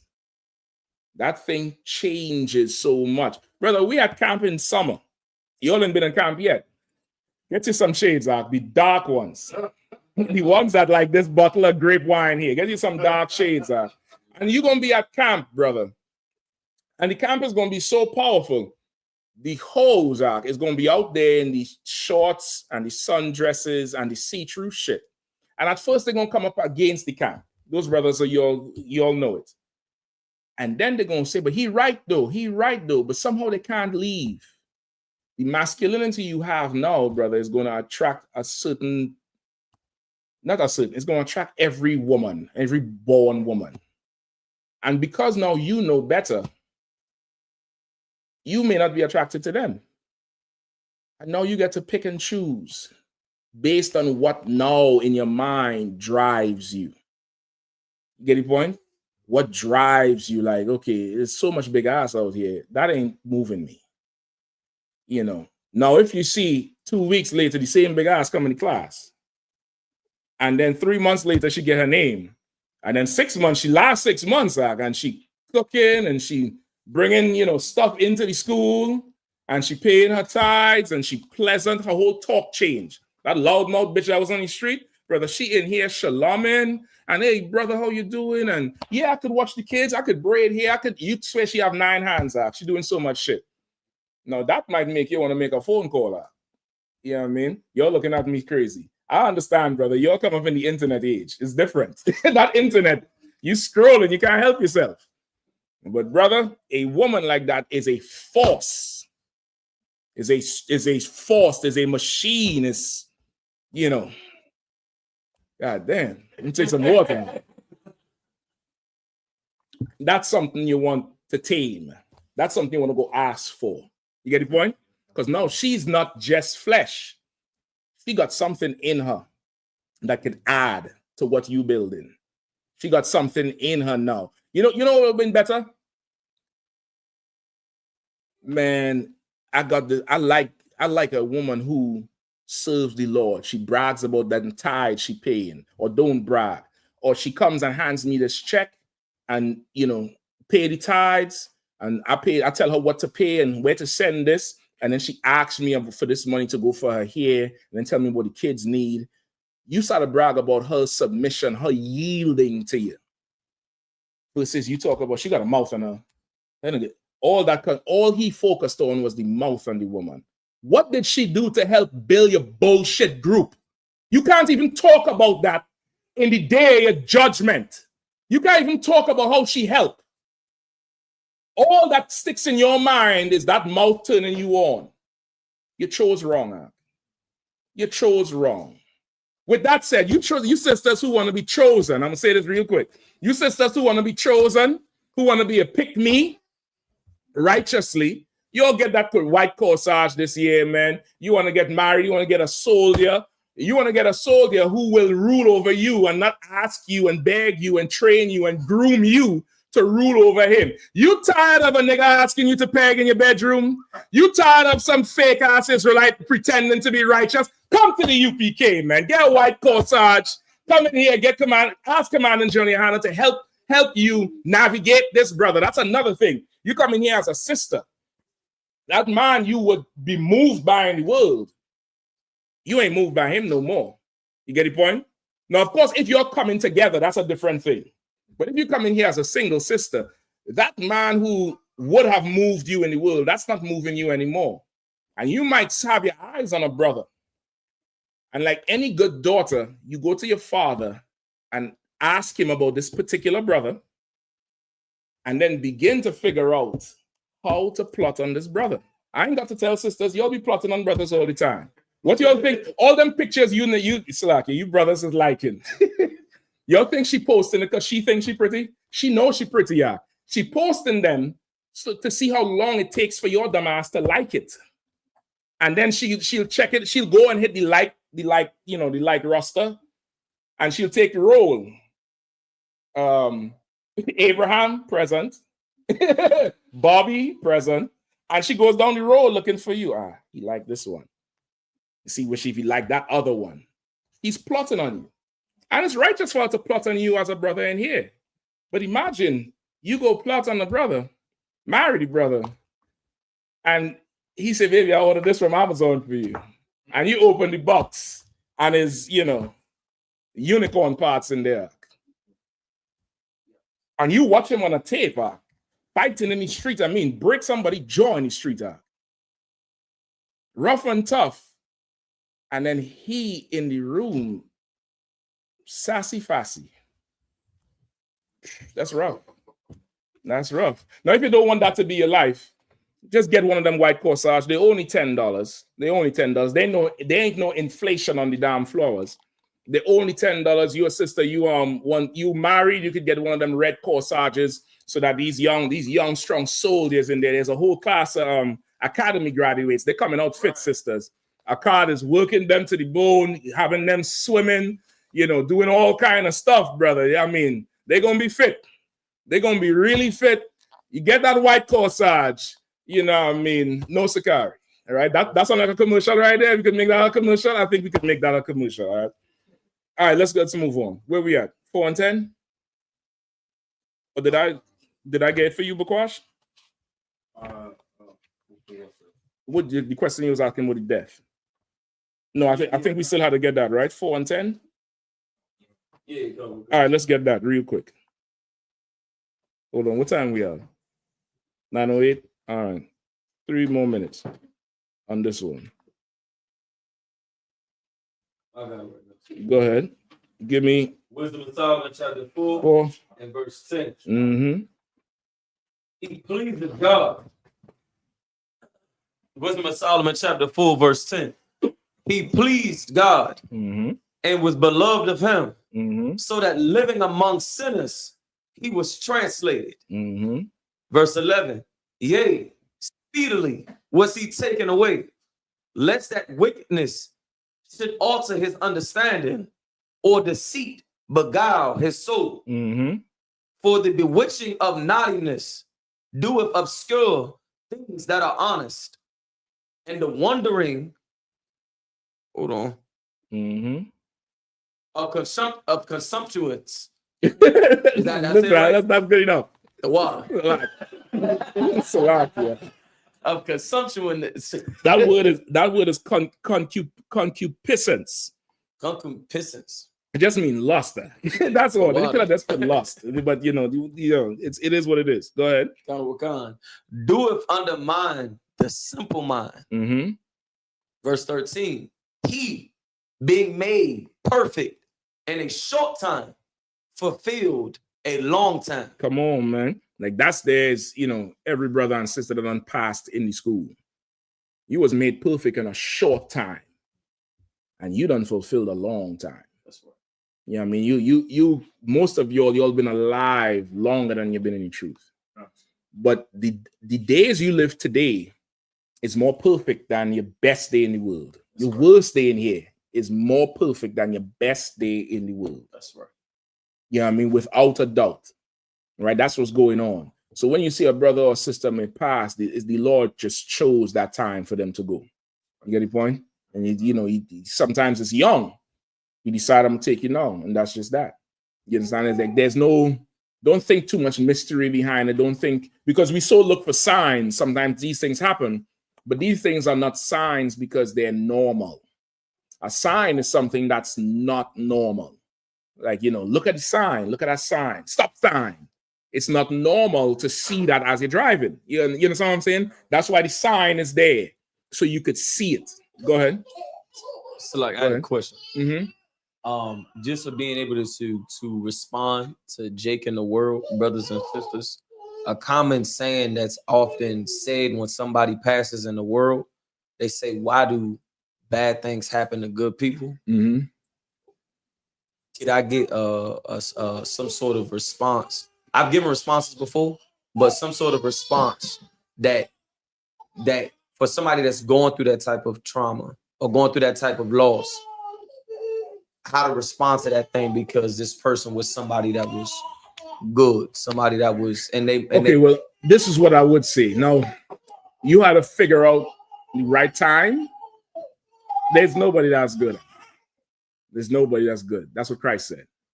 They call Christ good, and he said, I'm not good. There's one that's good, that's the Father in heaven. Sometimes you have to take people out of the dream and bring them to reality. You have to, sometimes that's part of helping them overcome the trauma.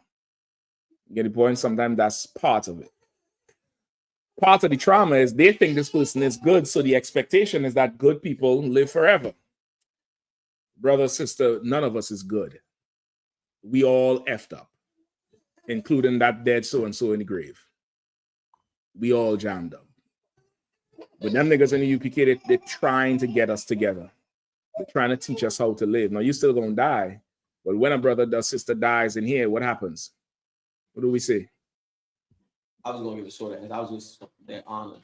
That's what I was. You get honored and you rise in power, man. We all band together with a new oath to build the kingdom so that you could come be reborn into. The person in the world don't even know reincarnation exists.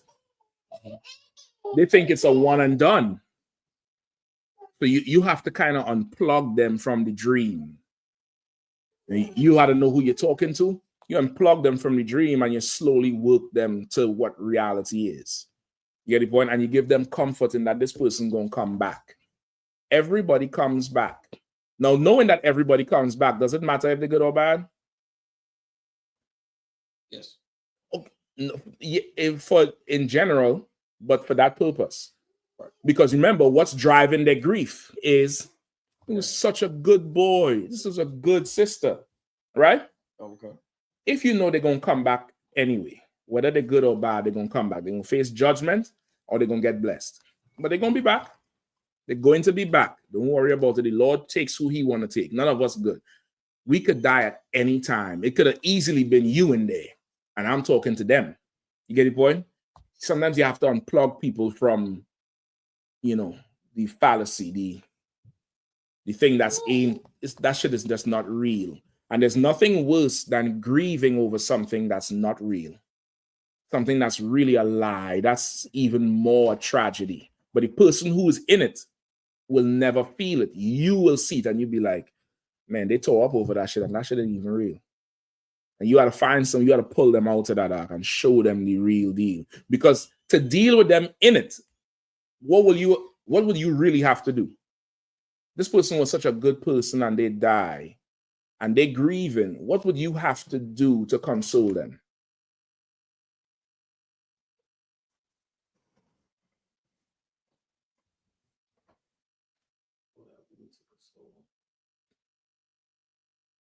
You're going to eventually have to lie to them. You're going to have to lie and say, don't worry, man, it was good. I know they're up in heaven looking down right now. You hear Christians say it all the time. You get the point? You're going to have to know. Now, the scriptures say, cry with those who cry, grieve with those who grieve. Grieve with them is a loss. But when the time is right, you want to let them know, listen, man, ain't none of us good. Don't do that to yourself, man. Don't tell yourself, this person was good. So what does that make you? Bad? We all left up. We all not obeying God. We all got some shit with us. It was just his time or her time. The Lord does it. But listen, the Bible say, them UPK niggas say you come back. I can show you. They're going to be right back. And that's what we build in this kingdom, for them to come back. You're going to have to find a way to break that to them. Now, if you can't break it to them, the Bible, there's a whole thing in the Ecclesiasticus, I believe, 38. Not 38. I forget where it is. Where it talks about grieving with them who grieve and mourn for the dead. You should do it. You should mourn for the dead, grieve for the dead. But after a certain time, you have to let the dead rest. And now you have to live. You can't go die with them, which is what happens to a lot of us. We get depressed and our life stops. And essentially, we died the day they get put in the ground. It's just we walking around, but we the living dead. We the walking dead. They in the ground, your spirit is in the ground with them. You can't do that. Because that dead person you're grieving over, they wouldn't like to see you so torn up and not being able to live. You're going to hurt them. Now you got to go live. They're gone for now, but they will be back. And death happens to everybody. It happens to all of us. It's a part of life. It's hard, but it's a part of life. But what you don't want to do is continue, the lie around them. It's a lie that makes people think like that. You grieve. But brother, there's a comfort in knowing that this person coming back. There's a comfort in knowing that, damn, I have a chance to make a better place for when they come back. There's a comfort in that. I'm doing this because, damn, I pray that the Lord brings the kingdom back before they get reincarnated so they could come back in the kingdom. You get the point? Like that's supposed to give you some comfort, but you're going to have to bring them to that point. You understand? Go ahead. So like I was going to say on the sidebar, sir, and of course I don't mean to be long-winded. I know we're running up on the time, but you good? When I often break down that reincarnation of brothers and sisters, to me personally, we all have our favorites when it comes to certain things, but reincarnation is one of my personal favorites. But the simple fact of you don't know, obviously, like we don't teach, and the truth is that you ain't come back like no jaguar. You're not come back as the right. You ain't come back as no animal. Yeah, I mean, you didn't come back as no animal, but the essence of knowing that this person gonna be back and you love them so much, and you don't know what time or whatever they're coming back. It's such a breakdown for brotherhood as well, to make you treat these people, because you don't know if that used to be your grandfather. You don't exactly. You don't know if that used to be your father. You don't know if that used to be your little brother. You don't know if that used to be your sister, your wife, your husband. You have no idea. Yeah. And I personally cherish that reincarnation thing. It just shows how great our God is above everything else when it comes down to that reincarnation thing. Yeah, that's the it's the essence of life, but it gives us what Esau is called closure. Like so much of our people in the world don't have closure from a loved one. They sit and talk to a picture, go to a grave and shit. It's wasting time. Closure. Let me tell you what closure is.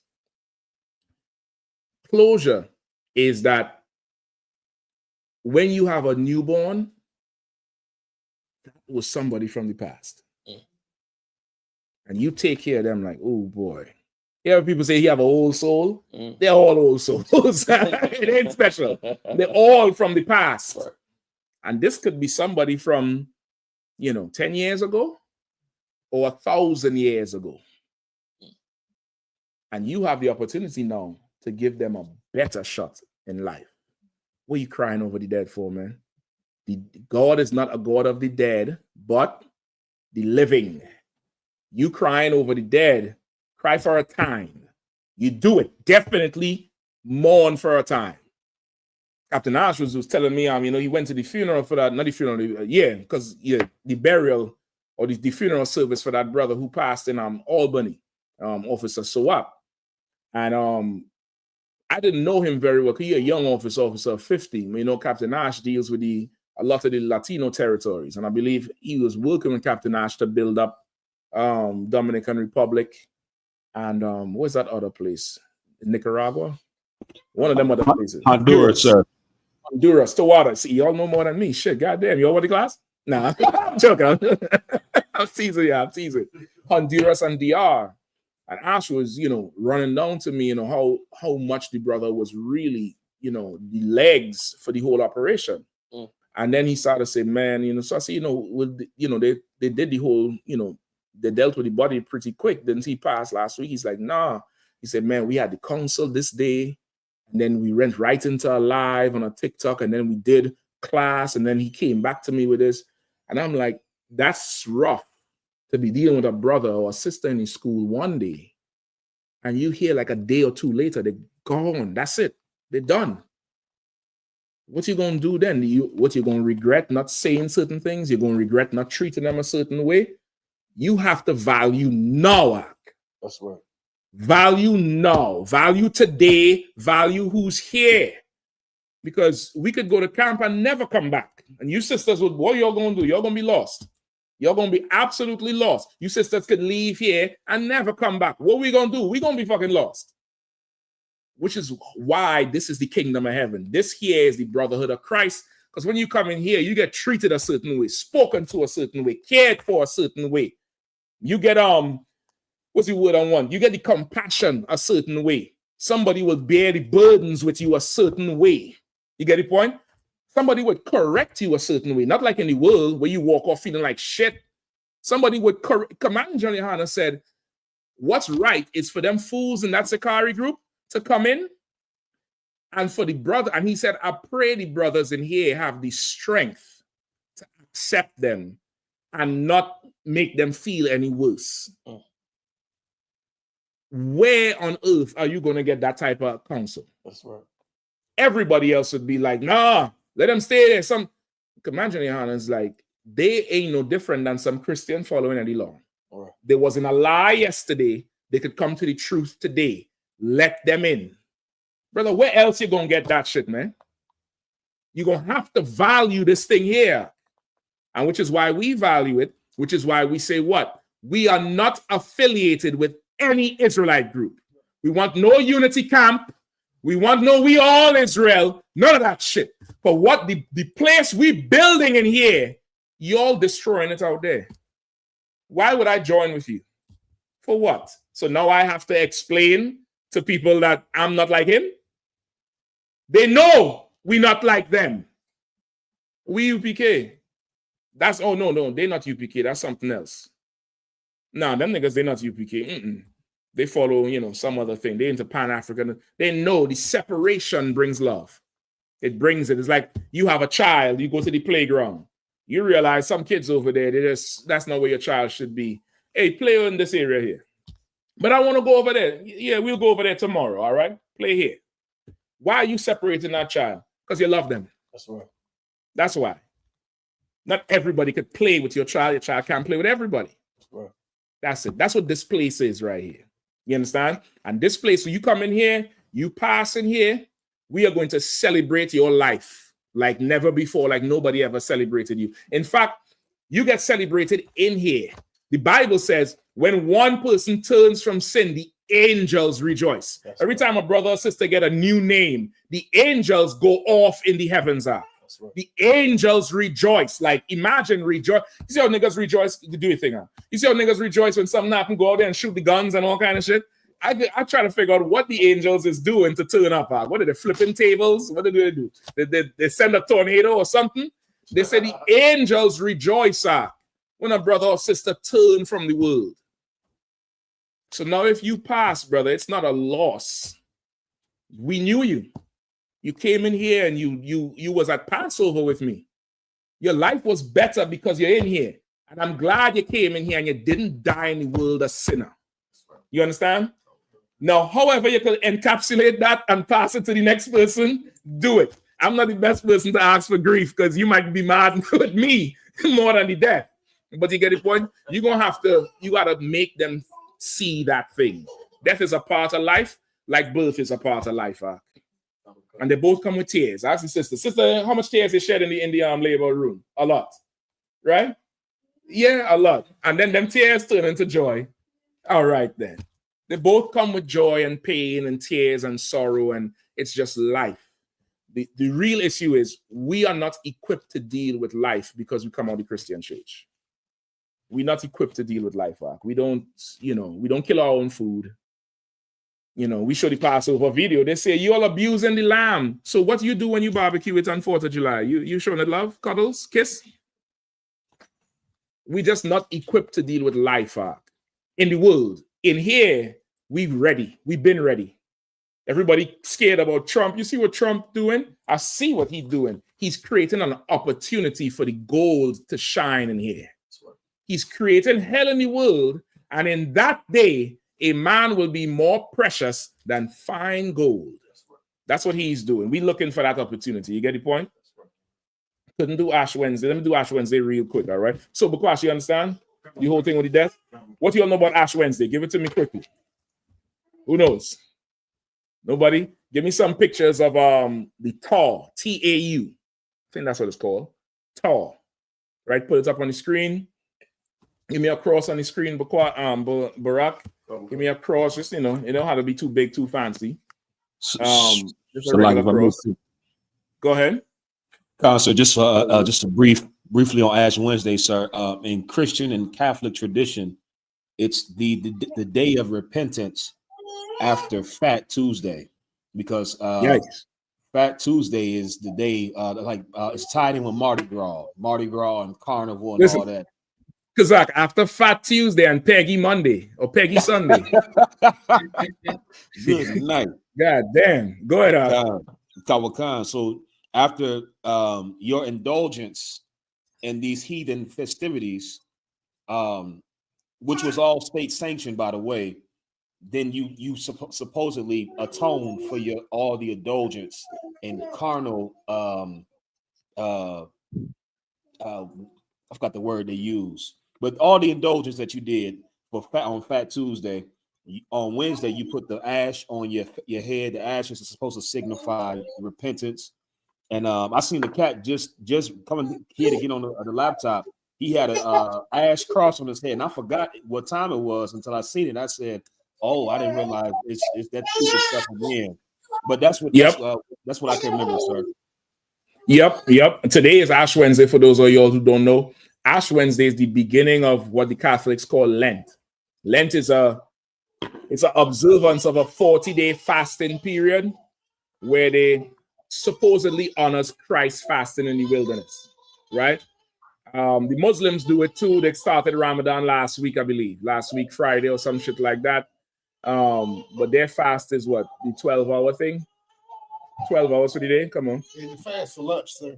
They what? They just fast for lunch. He said they fast for lunch, They ain't fasting from that, blowing up them bombs on them little boys, though.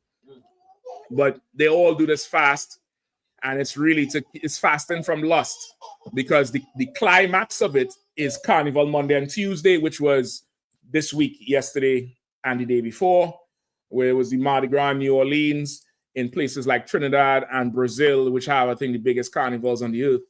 Or I think Brazil has the largest one. Trinidad is not far behind, or the more famous ones. And it's farewell to the flesh. It's about a ton of lust and everything fleshy, which is why the carnival is highly naked. Everybody just halfway naked, men just in shorts and glitter, women in just glitter and high heels. It's just horrible. And shit, I advise nobody to do it.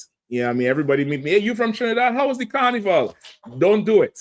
And they don't listen, and they go down there and they can't get the demon out of them. They have to keep going every year. The shit is going to crap you because it's so much lust that's delicious like barbecue, and they don't want to get rid of it.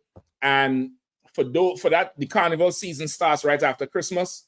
So from the day after Christmas till yesterday is the carnival season, and it just climaxes all the way to Tuesday.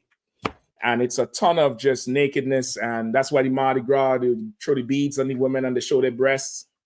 All of that is tied into the pagan ritual of carnival, which was in honor of, I think, the Greek or the Roman god. Look it up, Bacchus, right? Bacchus was the god of revelry, of reveling, right? And drunkenness and debauchery. Debauchery is like drunken reveling, like, you know, the freak off, like Diddy. Right? That whole Diddy thing, take that and put it on the street with millions of people in costumes. That's carnival. That shit that Diddy did, that's carnival. That oil and just, you know, freakiness and sex, and it's nothing about art and costumes. That's not what carnival is. It really never was, but it was a lot more covered before. The carnival is just a big freak fest, and it climaxes all the way into Ash Wednesday, where it's the practices to put the ashes on your forehead to say you've repented and you've accepted Christ for everything you did yesterday. You get the point? Like, that's no change. And then for the next 40 days, you can't do none of that freaky shit and eat certain things. But as soon as Easter Sunday comes, back to business as normal. And ends Easter Friday or Sunday or something like that. And the symbol of it is the cross, which they say is the crucifix. But that cross was way before Christ. That cross comes from where? Who knows? Like Constantine? Nope. Okay, sir, if I may. Go ahead. Egypt. Yeah, can sir. So like yes, sir, Egypt. You close, but it's before that.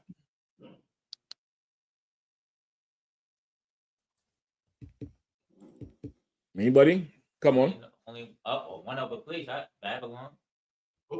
Now you're there, right? I'm going for time's sake. This comes from Tammuz, right? Tammuz was, according to the legend. Now all of this shit is, you know, a lot of it is legend, like myth, like Rome with Remus and Romulus. They built a whole existing government off of a myth, right? This comes from Nimrod, right? Remember, Nimrod was this famous Ethiopian who was a giant in the earth, meaning not huge, but powerful man. Now, the myth with Nimrod is that he married his mother, Semiramis or Semiramis, whatever damn bitch name is, I don't know. And eventually Nimrod was killed, right? Nimrod was killed, and his body was chopped up. His enemies killed him in war, some shit like that. His body was chopped up. The legend is that his mother went and, who was his wife, mother went and got his remains and brought them all back and buried them under an evergreen tree, right? This is the whole Christmas thing. Now, the evergreen tree is green through the winter. She told the people that his spirit is still alive. That's why the trees don't die in the winter. And these dumbass heathens believe that shit. You can't tell an Israelite that, you know, YAHANNA have been going for that. They believe that Nimrod's spirit was in the tree, and that if you don't want Nimrod to come kill you, you would bring gifts. So they would bring gifts and put them under the tree. That's how you get the Christmas tree, with the gifts. And if anybody who didn't bring gifts, their head would be cut off and hung from the tree. That's where you get the Christmas bells from. The ball, you know, the balls that hang on the tree. So now the mother, this is the myth or the legend of it. The legend is that, and you could look this up anyway. The legend is that she took the body, she retrieved all the body parts except one, which was she put everything together except his rod, except his phallus. That could not be found, right? And because of course she married to him, the story is she had sex with his body, got up on top of him and vibrated so much, and he spilled seed into her, and she became pregnant with Tammuz. She told everybody the baby was from Nimrod, who is also the sun god, and that the rays got her pregnant, which is why Egyptians worship the sun, and the rays is going to, you know, be so powerful and all of that, which is why I draw an anchor up here for me, all right? Tammuz, go ahead. You know what an anchor look like? Yeah. Right, draw an anchor up here for me. No, not that. Just draw an anchor, all right? So now they raised Tammuz as Nimrod's son to be taken over, and Tammuz symbol was the cross, right? Tammuz symbol was the cross. It's called Taw, or T-A-U, and from the cross you get every cross symbol ever. The swastika comes from that. The swastika is way older than Germany. Them East Indians used it. That's part of East Indians culture. The ankh is really a cross. It's not a, you know, womb and a shaft. It's a variation of a cross. The what's that other shield that looked like it's a military shield? It's like a kind of fancy thing. So like you got the circle in the middle. Can't remember if it got the circle, but it's like you know, I don't know. Draw a triangle real quick. Just draw a triangle and shade it in real quick. Right, shade it in quickly.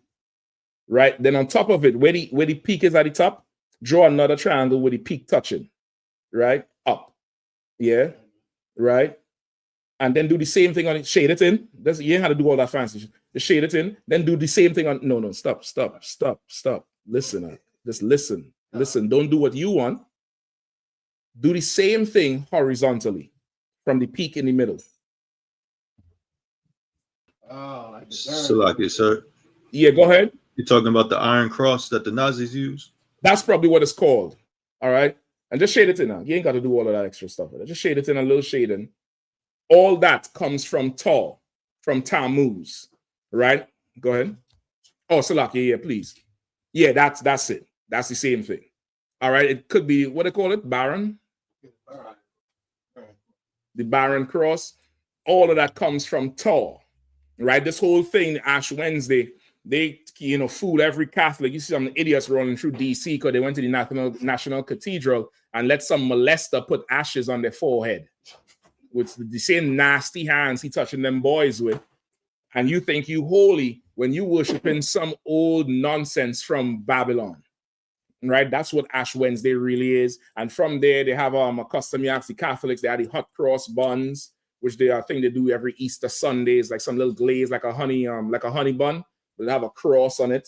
Anything with the cross, today it's marketed from the root of the root is given the credit from Christianity, but that thing comes from Tammuz, right? Way back when. You could look this up from the mother Semiramis. Forget how this thing go to Ishtar now. I think Tammuz woman was supposed to be Ishtar. You all know who Ishtar is? Astarte. Come on, give me mic. I thought it's right there. It's right there. If I'm not mistaken, Ishtar is just a different derivation of Tammuz's mom, just by another. Ishtar is Tammuz's woman. She's the goddess, fertility, the fertility goddess, right? She's the fertility goddess with the tons of breast. If you ever look up Ishtar, it's a goddess with a crown, and she have like 50 breasts on her chest, and is the goddess of fertility. And around this time is what? The whole fertility. That's why Carnival is so naked, because it's about fertility. It's about sex. That's why Carnival is in the same season with Valentine's Day.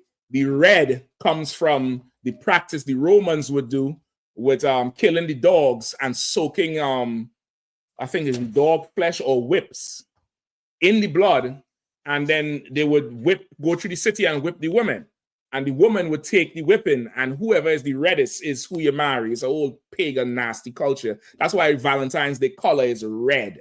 You get the point? It comes from I forget the name of the she-wolf. What's the she-wolf name?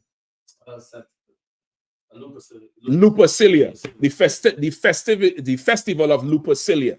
That's where Valentine's Day come from, but it's all fertility celebrations. And now we're in another fertility season that's coming to our climax for Easter, right? And Astarte, what is it? The legend is Astarte did some miracle by turning a bird into a rabbit. And of course, birds lay eggs. This rabbit, who was a bird, is laying eggs, but colorful eggs. And that's where you get your whole Easter thing from, with the whole rabbit laying the eggs. And it's all myth and nonsense and mythology. But today, everybody walking around with, you know, ashes on the face from being an old freak and a faggot yesterday. And that's your Ash Wednesday. All right? And a freak, a faggot, and a peggy. A peg monster. The peg meister. Go ahead, Ark. Love you. One was a question. But Quickly. It was a quick question. But the other Come on, was a quickly. comment about this.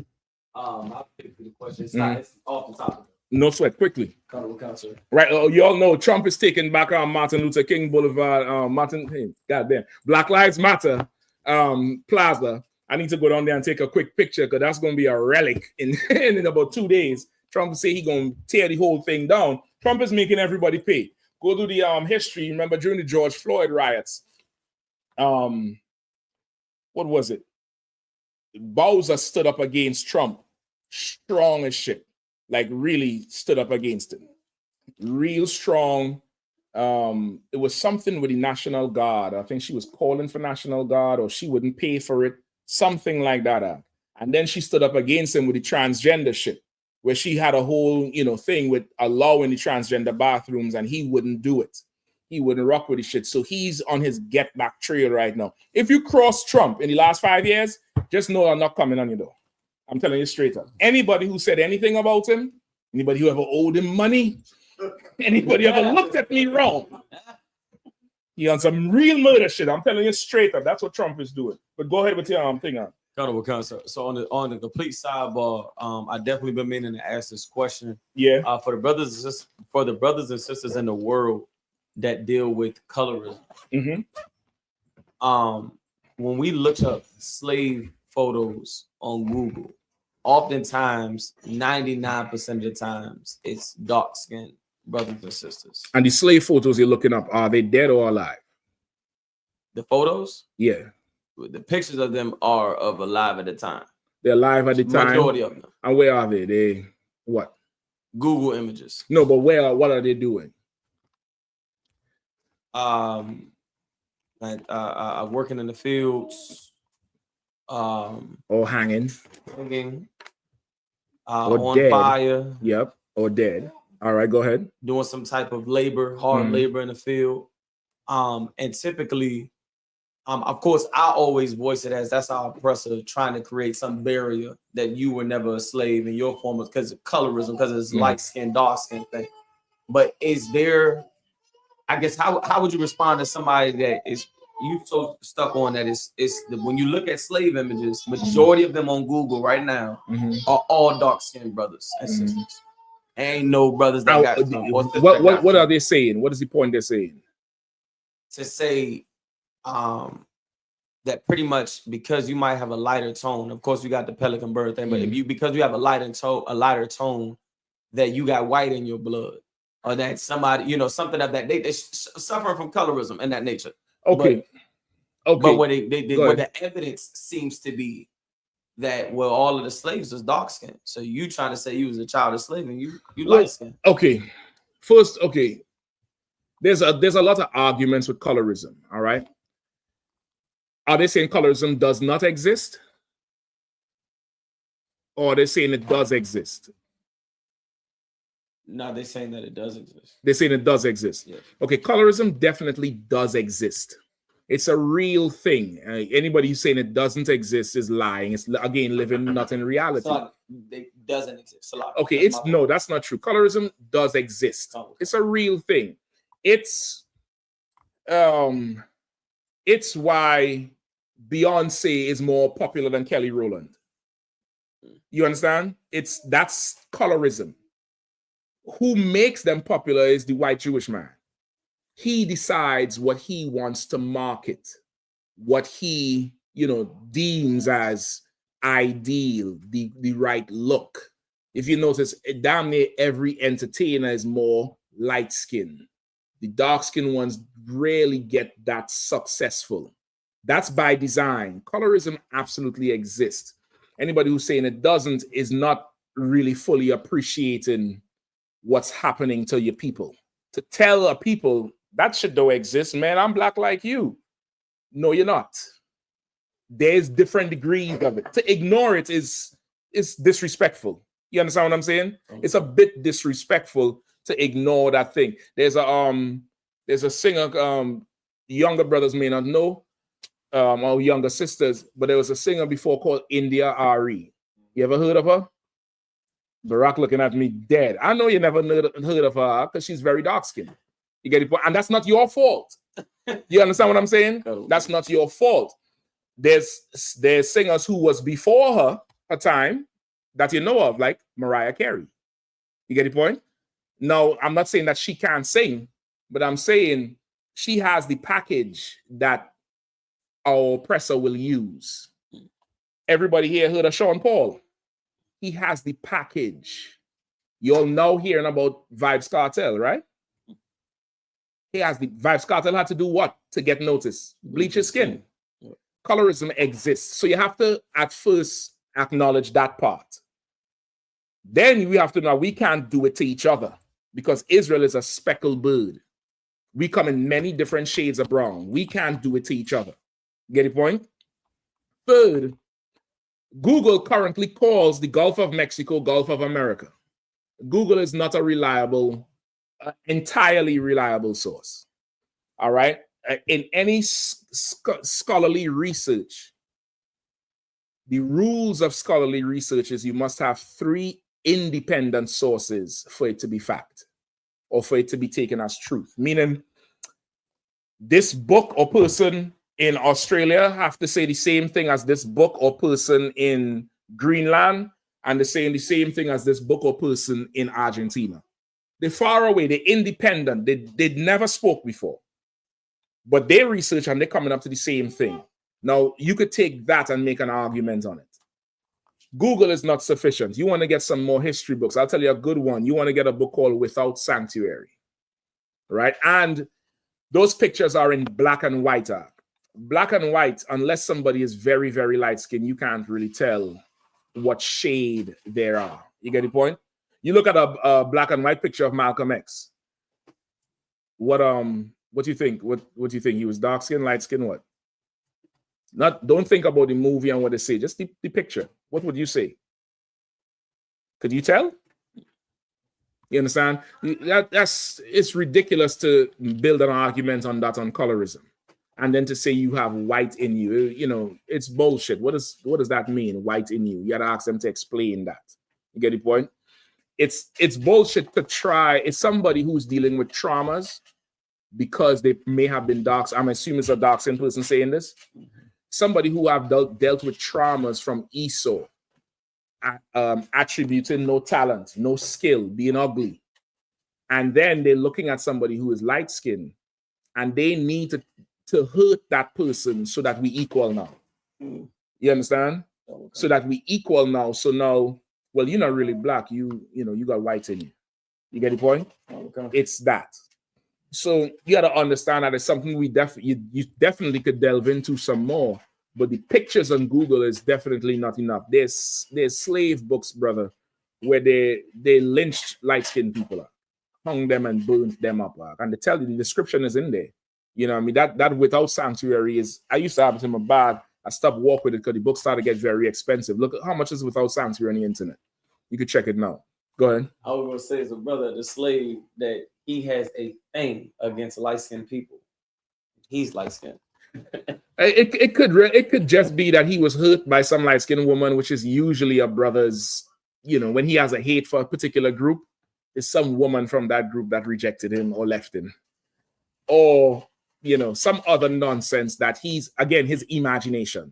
That's something that's in his head. Yeah. You get the point? That's not a real life thing that actually that's talking about having white in you. So if that's the case, do white people who have a darker tone, do they have black in them?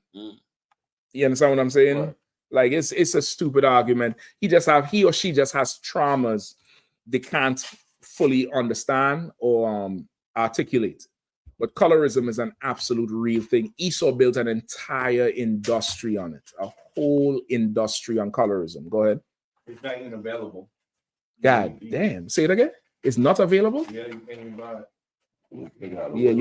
Yeah, I ain't never bring that book to class again. Huh? Y'all ain't seeing that shit. That shit, I putting that shit on the lock and key and guns. Go ahead. It's $80 now. Shit, at one time this was $1,300. At one time, like the books is starting to go up and down now, and I don't know why. Go ahead. See? Yeah. Say again. The books go up and down. I told you about the other one before. The what do you call that one? It was No, the Lost Tribes and Promised Land. Yeah, the book starting to go up and down now. So, but at one time it was $1,300. Now I think I had to show it to me because that was one of the books I bought first.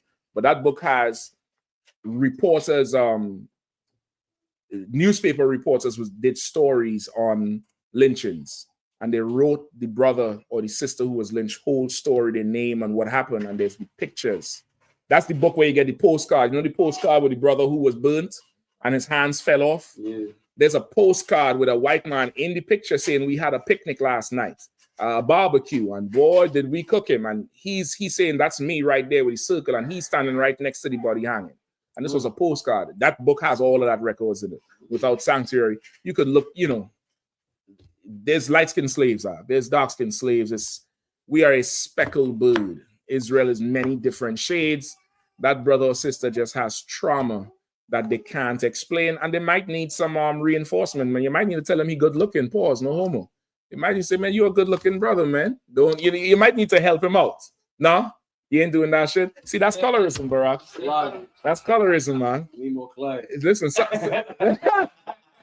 Some people might need to hear it because society tells you that if you're not white, you're not right. If you're not bright, you're not right. You get the point? And on the flip side, lighter skinned people have to suffer all kind of shit because they ain't, you know, you acting light skinned. You're the light skinned lion that raw like an R&B singer. Yo, you get the point? Like we do this dumb shit to each other based on them. You get the point? When they don't shame each other for having blonde hair or brunette hair or ginger hair. It's just different, you know, taste of white people. You get the point? Like you can't allow that to creep in. It's just different states of trauma. But to deny it, it could be disrespectful because this person actually went through some shit that another person didn't. So to deny this shit is just, you know, you have to recognize it's a real thing. All right, we good to go? Come on now. Damn, I ain't think I had the time and all.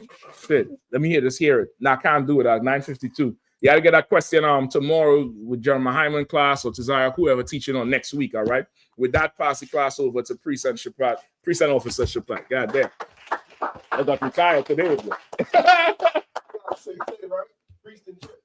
Priest and no, I said Priest and Shapat. Well, yeah. All right then. Hell, we'll take that. I.S.U.P.K security announcement. We the I.S.U.P.K out of 1 West, 125th Street, Harlem, New York, under command of Jimmy YAHANNA. New rules for brothers and sisters. Like rules for new brothers and sisters. The new brother or sister comes into the school, they're off limits for 6 months. They're to be saluted only. They're here to share themselves of the word. After 6 months, if a brother or sister has an interest in a particular person, he or she must get permission from the head to speak to a brother or sister. There's another 6 months in which the brother or sister will court each other. In this 6 month period, the brother or sister will get permission from the head to marry. Tithes, which is the command.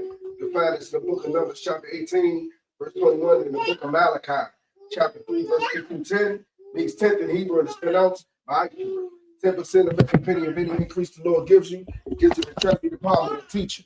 Priest fund, free will offering for priests, not mandatory, whatsoever amount you like to give. Upcoming holy convocation.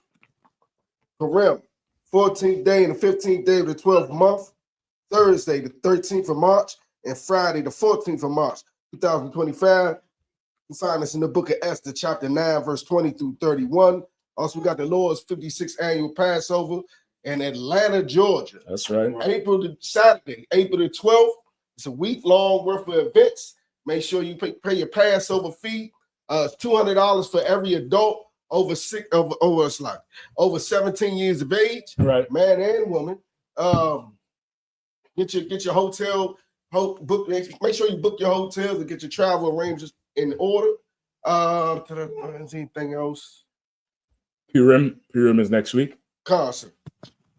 Got Purim. Purim is actually next week. You know what I'm saying? March the 13th and 14th. Mm-hmm. You know what I'm saying? You got anything else you want to ask? We'll be more than likely we'll be doing it in Baltimore.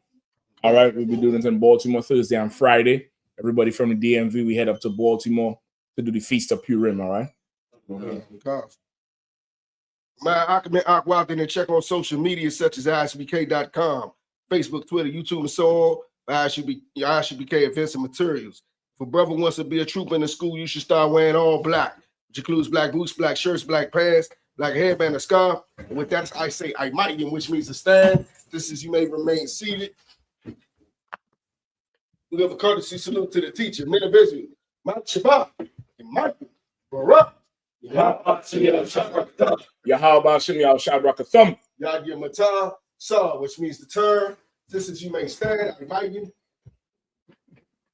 We give a courtesy salute to the sisters, men of Israel, Mount Shabbat, Barak. Yahweh Matah, class dismissed. Welcome to Atlanta.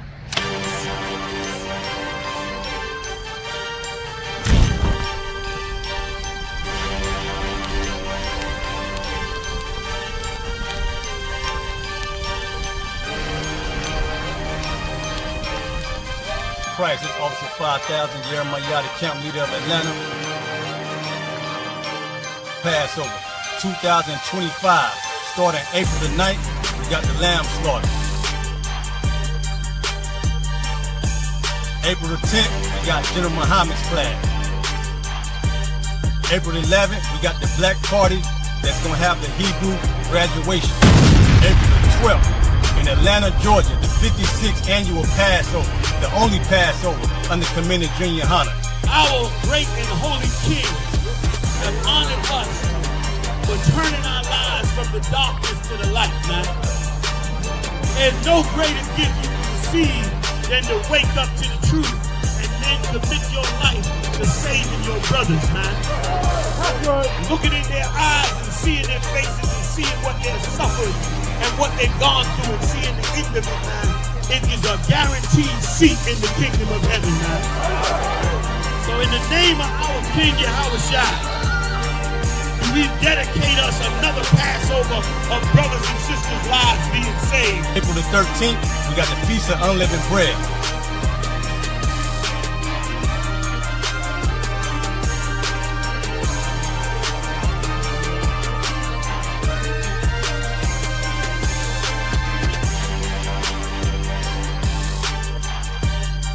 Shalom.